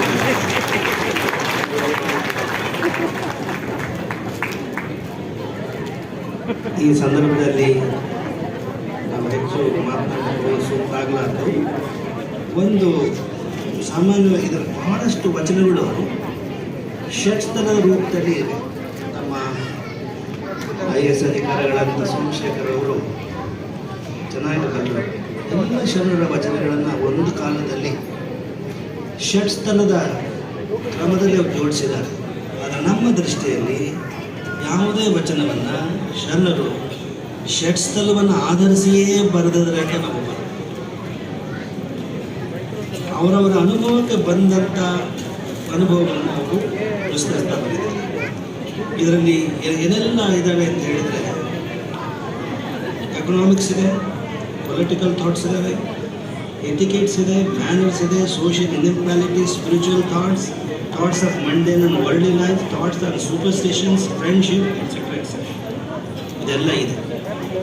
ಸಾಮಾನ್ಯವಾಗಿ public memory is very poor ಅಂತ ಹೇಳ್ತಾರೆ. ಈಗ ನಾವು ನಿಮಗೆ ಕೇಳ್ತೇವೆ, ಅದೇ ಯಾವ ಅರ್ಥದಲ್ಲಿ ಹೇಳಿದ್ದಾರೆ ಅನ್ನೋದನ್ನು ವಿಶ್ಲೇಷಣೆ ಮಾಡ್ತೀವಿ. ಎರಡು ಮಾತನ್ನು ಮುಗಿಸ್ಬಿಡ್ತೇವೆ. ಈಗ ನಿಮಗೆಲ್ಲ ನಿಮ್ಮ ತಂದೆ ತಾಯಿಗಳ ಹೆಸರು ಹೇಳ್ಬೋದು. ನಿಮ್ಮ ತಾತನ ಹೆಸರು ಹೇಳಪ್ಪ, ಅಜ್ಜಿ ಹೆಸರು ಹೇಳೋದ್ರೆ ಹೇಳ್ತಾರೆ. ಮುತ್ತಾತನ ಹೆಸರು, ಮುತ್ತಜ್ಜಿ ಹೆಸರು ಹೇಳೋದ್ರೆ ಸ್ವಲ್ಪ ಕಡವರಿಸ್ತಾರೆ. ಅವ್ರ ಹಿಂದೆ ನೆನಪಿಲ್ಲ ಅಲ್ವಾ? ನಿಮ್ಮ ಕುಟುಂಬದ ಒಂದು ಏನಿದೆ ಅದೇ ನಿಮಗೆ ನೆನಪಿಲ್ಲ. ಯಾಕೆ ಸಾಧ್ಯ? ಯಾಕೆ ನೆನಪಿಲ್ಲ? ಈ ಭೂಮಿ ಮೇಲೆ ಮನುಷ್ಯ ಜೀವ ಸೃಷ್ಟಿ ಆದನಿಂದ ಕೋಟಿ ಜನ ಹುಟ್ಟಿದ್ದಾರೆ ಮತ್ತು ಸತ್ತಿದ್ದಾರೆ. ಅದು ನಿಜವಾದ ಅರ್ಥದಲ್ಲಿ ಅವರು ಸತ್ತಿದ್ದಾರೆ ಅಂತ ಹೇಳ್ಬೋದು. ಕೋಟಿ ಜನ ಹುಟ್ಟಿರೋರು ನಿಜವಾಗಿ ಸತ್ತಿದ್ದಾರೆ ಅಂತ ಹೇಳ್ಬೋದು. ಅವರೆಲ್ಲರ ಜನನ ಮರಣ ದಾಖಲಾತಿಗಳು ಈಗಿಲ್ಲ. ಈಗೇನು ಕಂಪ್ಯೂಟರ್ ಬಂದ ಮೇಲೆ ಆಗ್ತಾ ಇರ್ಬೋದು, ಹಿಂದಿನ ಕಾಲದಲ್ಲಿ ಇರಲಿಲ್ಲ. ಅವರು ಯಾರನ್ನೂ ಸಹ ಜಗತ್ತು ನೆನ್ಪಿಟ್ಕೊಂಡಿಲ್ಲ. ಆದರೆ ಅವ್ರು ಸತ್ತಾಗ ಅವರ ಬಂಧುಗಳು, ಹತ್ತಿರದ ಬಂಧುಗಳು ಕಣ್ಣೀರು ಸುರಿಸಿದ್ದಾರೆ ಹೊರತು ಬೇರೆ ಯಾರೂ ಕಣ್ಣೀರು ಸುರಿಸಿಲ್ಲ. ಆ ಕಣ್ಣೀರು ಸುರಿಸಿದಂಥವರು ಸಹ ಅವರು ಸತ್ತೋದ ಮೇಲೆ ಏನೇ ಹೆಸರು ಹೋಗಿದ್ದಾರೆ. ಯಾಕೆ ಅಂದರೆ ಈ ಜಗತ್ತು ನೆನಪಿಟ್ಟುಕೊಳ್ಳುವಂಥ ಕೆಲಸವನ್ನು ಅವ್ರು ಮಾಡಿದ್ದಾರೆ. ಯಾರನ್ನು ಈ ಜಗತ್ತು ನೆನಪಿಟ್ಕೊಳ್ಳುತ್ತೆ ಅಂದರೆ, ಎಷ್ಟೇ ಸಾರ್ವಜನಿಕ ಸ್ಮೃತಿ ದುರ್ಬಲವಾಗಿದ್ದರೂ ಮನುಕುಲ ಸದಾ ನೆನಪಿಟ್ಟುಕೊಳ್ಳುವಂಥ ಛಾಪನ್ನು ಮೂಡಿಸಿದ ಅಸಾಧಾರಣ ವ್ಯಕ್ತಿಗಳು ಅನೇಕರು ಪಟ್ಟಿ ಕಂಡುಬಂದಿದ್ದಾರೆ. ಅವರಲ್ಲಿ ಕನ್ನಡ ನಾಡಿನ ಭವ್ಯ ಇತಿಹಾಸದ ಉಳ್ಳ ಮಧ್ಯಕಾಲೀನದಲ್ಲಿ ಉದಯಿಸಿದ ಅಪರೂಪದ ಚೇತನ ಬಸವ. ಅವರು ತಮಗಾಗಿ ಬದುಕಿದೆ, ಅದು ಜಗತ್ತಿನ ಒಳಿತಿಗಾಗಿ ಬದುಕಿದೆ. ಅವರೇ ಒಂದು ವಚನದಲ್ಲಿ ಹೇಳ್ತಾರೆ, ಅವನ್ನೆಲ್ಲ ಅವತಾರ ಪುರುಷರು ಅಂತೇಳಿ, ವಿಭೂತಿ ಪುರುಷರು ಅಂತೇಳಿ, ಯುಗ ಪ್ರವರ್ತಕರು ಅಂತ ಹೇಳ್ತೀವಿ. ಎಲ್ಲರಂತೆ ಸತ್ರು ನಿಧನರಾದರು ಅಂತ ಹೇಳ, ಲಿಂಗೈಕ್ಯರಾದರು ಅಂತ ಹೇಳ, ಶಿವನಪಾದ ಸೇರಿದರು ಅಂತೇಳಿ ಅಂತಹ ಮಹಾನುಭಾವರನ್ನು ಸ್ಮಾರಕಸ್ಮರಣೀಯರೆಂದು ನಾವು ನೆನಪಿಸ್ತೇವೆ. ಆ ನೆನಪು ಈಗೇನು ನಾವು ಮಾಡ್ತಾ ಇದ್ದೀವಿ, ಆದ ಕಾರಣ ಅವರು ತಮ್ಮ ಸ್ವಾರ್ಥವನ್ನು ಬದಿಗೊತ್ತಿ ಸಮಾಜದ ಒಳಿತಿಗಾಗಿ ಅವರು ತಮ್ಮ ಜೀವನವನ್ನು ನಡೆಸ್ತಾರೆ, ಶ್ರಮಿಸ್ತಾರೆ. ಈಗ ಇದನ್ನು ಯಾಕೆ ನಾವು ನೆನೆಸ್ತೀವಿ? ನೆನೆಸೋದ್ರಿಂದ ಏನಾಗುತ್ತೆ? ಬಸವಣ್ಣವರ ಈ ಜನ್ಮದಿನವನ್ನು ಯಾಕೆ ಆಚರಿಸ್ತೀವಿ? ಇದರಿಂದ ಏನು ಪ್ರಯೋಜನ ಅಂತ ಬಸವಣ್ಣವರೇ ಒಂದು ವಚನದಲ್ಲಿ ಪ್ರಸ್ತಾಪ ಮಾಡ್ತಾರೆ, ನಿಮಗೆ ಗೊತ್ತಿದೆಯಲ್ಲ. ಯಾಕೆ ನೆನೆಸ್ತೀರಿ? ನೆನೆಸಿದ್ರಿಂದ ಏನು ಪ್ರಯೋಜನ? ಅವ್ರು ಹೇಳ್ತಾರೆ ನೋಡಿ, ಕೆಂಚ ಕರಿಕನ ನೆನೆದರೆ ಕರಿಕನಾಗಬಲ್ಲನೆ. ಕೆಂಚ ಅಂತ ನೀವು ಮಾಡಿ, ಕೆಂಚ ಅಂತ ಗೊತ್ತಾಗುತ್ತೆ, ವಚನ ಸಿಗುತ್ತೆ ನೋಡಿ. ಕೆಂಚ ಕರಿಕನ ನೆನೆದರೆ ಕರಿಕನಾಗಬಲ್ಲನೆ. ಕೆಂಪಿಗಿರನು ಕಪ್ಪಿಗಿರತಕ್ಕಂಥ ಮನುಷ್ಯ ನೆನೆಸಿದರೆ ಕಪ್ಪಾಗ್ತಾನ, ಕರಗಾಗ್ತಾನ. ಕರಿಕ ಕೆಂಚನ ನೆನೆದಡೆ ಕೆಂಚನಾಗಬಲ್ಲನೆ. ಸಿಗಲಿಲ್ಲ. ಕರಿಕ ಕೆಂಚನ ನೆನೆದಡೆ ಕೆಂಚನಾಗಬಲ್ಲನೆ. ದರಿದ್ರನು ಸಿರಿವಂತನ ನೆನೆದಡೆ ಸಿರಿವಂತನಾಗಬಲ್ಲನೆ. ಸಿರಿವಂತ ದರಿದ್ರನ ನೆನೆದಡೆ ದರಿದ್ರನಾಗಬಲ್ಲನೆ. ಮುಂದಿನ ಪುರಾತನರ ನೆನೆದು ಧನ್ಯನಾದೆನೆಂಬ ಮಾತಿನ ರಂಜಕರೇನೆಂಬೇ ಕೂಡಲ ದೇವ ಅಂತ ಬಸವಣ್ಣ. ಮುಂದಿನ ಪುರಾತನರ ನೆನೆದು ಧನ್ಯನಾದನೆಂಬ ಕೇವಲ ಧನ್ಯನಾದನೆಂಬ ಅಷ್ಟೇ ಭಾವ ನೀವು ಇಟ್ಕೊಂಡ್ರೆ ಬಸವ ಜಯಂತಿ ಸಾಧ್ಯ ಆಗಲ್ಲ. ಇದು ಬಸವಣ್ಣರೇ ಹೇಳ್ತಿರ್ತಕ್ಕಂಥ ಮಾತು, ನೀವು ವಿಶೇಷವಾಗಿ ಗಮನಿಸ್ಬೇಕು. ಮತ್ತು ಅದೇನು ಮಾಡಬೇಕು? ನೆನೆಯೋದ್ರ ಜೊತೆಗೆ ಬಸವಾದಿ ಪ್ರಬುದ್ಧರ ತತ್ವಗಳೇನಿವೆ ಅವುಗಳನ್ನು ನೀವು ಮೈಗೂಡಿಸ್ಕೊಳ್ಬೇಕು, ನಿಮ್ಮ ಬದುಕಿನಲ್ಲಿ ಅಳವಡಿಸ್ಕೊಳ್ಬೇಕು. ಆಗ ನೆನೆಯೋದಕ್ಕೆ ಸಾಧ್ಯವಾಗುತ್ತೆ ಹೊರತು ಕೇವಲ ನೆನೆಸೋದ್ರಿಂದ ಮಾತ್ರ ಸಾರ್ಥಕವಾಗಲ್ಲ ಅಂತ ಸ್ವತಃ ಬಸವಣ್ಣವರೇ ನಮ್ಮ ವಚನದಲ್ಲಿ ಹೇಳ್ತಾ ಇದ್ದಾರೆ. ನುಡಿ ಮತ್ತು ನಡೆ ಎರಡು ಒಂದಾಗ ನಮ್ಮ ಇಲ್ಲಿಯ ಮಕ್ಕಳಿಗೆ ನೀವು ಓದಿಸ್ತಕ್ಕಂಥದ್ದು ಅತ್ಯವಶ್ಯಕವಾಗಿದೆ. ನೀವು ಆ ಮಕ್ಕಳಿಗೆ ನಮ್ಮ ಭಾರತೀಯ ಸಂಸ್ಕೃತಿ ಏನಿದೆ, ವಚನ ಸಂಸ್ಕೃತಿ ಏನಿದೆ, ಇದನ್ನು ಅವಳಿಗೆ ದಾರಿ ಏನಿದೆ, ಅದು ಅತ್ಯವಶ್ಯಕವಾಗಿದೆ. ಅದು ಹಾಗಾಗಬೇಕು ಅಂದರೆ ನೀವು ಆಧುನಿಕ ತಂತ್ರಜ್ಞಾನವನ್ನು ಬಳಸಿಕೊಂಡು ಆ ಮೂಲಕ ನಿಮ್ಮ ಮಕ್ಕಳಿಗೆ ನೀವು ನಮ್ಮ ಸಾಂಸ್ಕೃತಿಕ ನೆಲೆಗಟ್ಟನ್ನು ಅವರು ಬೆಳೆಸ್ಕೊಂಡು. ಕೊನೆಯದಾಗಿ ಬಸವಣ್ಣವರು ಕೇವಲ ಸಾಂಸ್ಕೃತಿಕ ನಾಯಕರು ಒಂದೇ ಅಲ್ಲ, ಕೇವಲ ಸಾಂಸ್ಕೃತಿಕ ನಾಯಕರು ಭಾಳ ಹೆಮ್ಮೆಯಿಂದ ಎಲ್ಲ ಹೇಳ್ಕೊಳ್ತಾ ಇದ್ದಾರೆ. ಸಾಂಸ್ಕೃತಿಕ ನಾಯಕ ಅನ್ನೋದು ಒಂದು ಭಾಗ ಅಷ್ಟೇ, ಒಂದು ಅಂಶ ಅಷ್ಟೇ. ಸಮಗ್ರ ರೀತಿಯಲ್ಲಿ ಬಸವಣ್ಣವರು ಕ್ರಾಂತಿಕಾರಿ ಪುರುಷ ಅಂತ ಹೇಳಿದ್ದಾರೆ.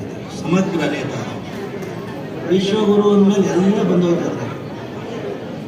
ಕರ್ನಾಟಕ ಸರ್ಕಾರ ಪಾಸ್ ಮಾಡಿದೆ, ಅದಕ್ಕೆ ನಮಗೇನು ಅಭ್ಯಂತರ ಇಲ್ಲ. ನಾವೇ ಮೊದಲ ಸಹಿ ಇರೋದು ನಮ್ದೇನೆ.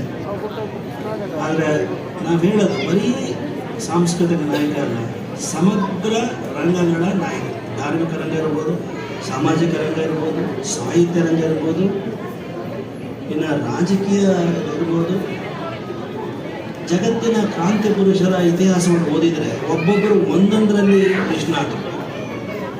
ಫ್ರೆಂಚ್ ರೆವಲ್ಯೂಷನ್ ಇರ್ಬೋದು, ಇನ್ಯಾವುದೋ ರೆವಲ್ಯೂಷನ್ ಇರ್ಬೋದು, ಒಂದೊಂದರಲ್ಲಿದ್ದಾರೆ. ಆದರೆ ಬಸವಣ್ಣವರು ಎಲ್ಲ ರಂಗಗಳಲ್ಲೂ ಅವರು ಪರಿಣತಿಯನ್ನು ಸಾಧಿಸಿದ್ದಾರೆ.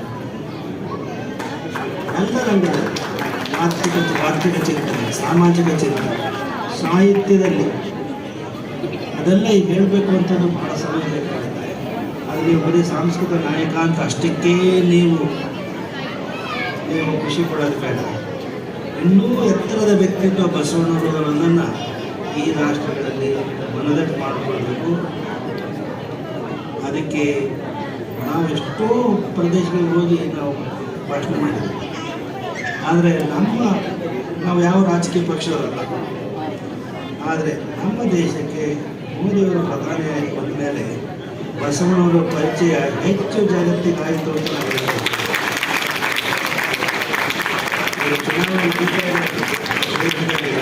ನಾವು ಚುನಾವಣಾ ಪ್ರಚಾರ ಭಾಷಣ ಮಾಡಲಿಕ್ಕೆ ಬಂದಿದ್ದೀವಿ. ಯಾವ ಪಕ್ಷ ಯಾವ ಪರವಾಗಿ ವಿರುದ್ಧರಾಗಿ ಇವತ್ತು ಗೊತ್ತಾಗಿರೋದು ಲಂಡನ್ನೇ ಗೊತ್ತಾಗಿರೋದಾಗಲಿ, ಅಮೇರಿಕಕ್ಕೆ ಗೊತ್ತಾಗಿರೋದಾಗಲಿ, ಮೋದಿಯವರು ಅವರೇನಾದರೂ ಕನ್ನಡ ಅವ್ರಿಗೆ ಗೊತ್ತಿದ್ದರೆ ಇನ್ನೂ ಎಲ್ಲ ವಚನಗಳನ್ನು ಓದಿ ಅರಗಿಸ್ಕೊಂಡು ಮಾತಾಡ್ತಿದ್ರು ಅಂತ.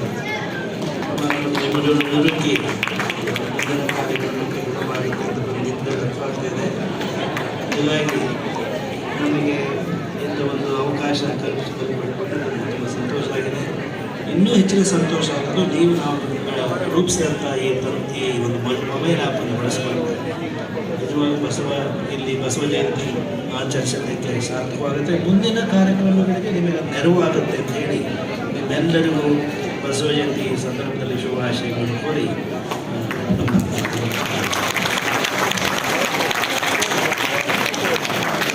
ಸಂಸ್ಕೃತಿಯನ್ನು ಉಳಿಸಬೇಕಾದ್ರೆ ಅದನ್ನ ಬಳಸಬೇಕು. ಬಳಕೆ ಕೇವಲ ಉಪದೇಶಗಳಿಂದ ಸಾಧ್ಯವಿಲ್ಲ. ಅದನ್ನು ಬಳಸಲು ಆಧುನಿಕ ಯುಗದ ಸವಲತ್ತುಗಳನ್ನು ಉಪಯೋಗಿಸಿ ಸರಳಗೊಳಿಸಿ ನಮ್ಮ ಬೆರಳ ತುದಿಗೆ ಅಂದ್ರೆ ಕ್ಲಿಕ್ಗೆ ತಗೊಂಡು ಬಂದಂತ ಗುರುಗಳಿಗೆ, ಸ್ವಾಮೀಜಿಯವರಿಗೆ ಧನ್ಯವಾದಗಳು. ಇವರನ್ನ ಬಸವ ಸಮಿತಿ ವತಿಯಿಂದ ಹೊಂಗಲ್ ಸರ್ ಅವರು ಗೌರವಿಸಬೇಕಂತ ಕೇಳಿಕೊಳ್ತಾ ಇದ್ದೀನಿ. ಸರ್ವ ಸದಸ್ಯರು ದಯವಿಟ್ಟು ಬನ್ನಿ. ಆದರ್ಶ ಬನ್ನಿ.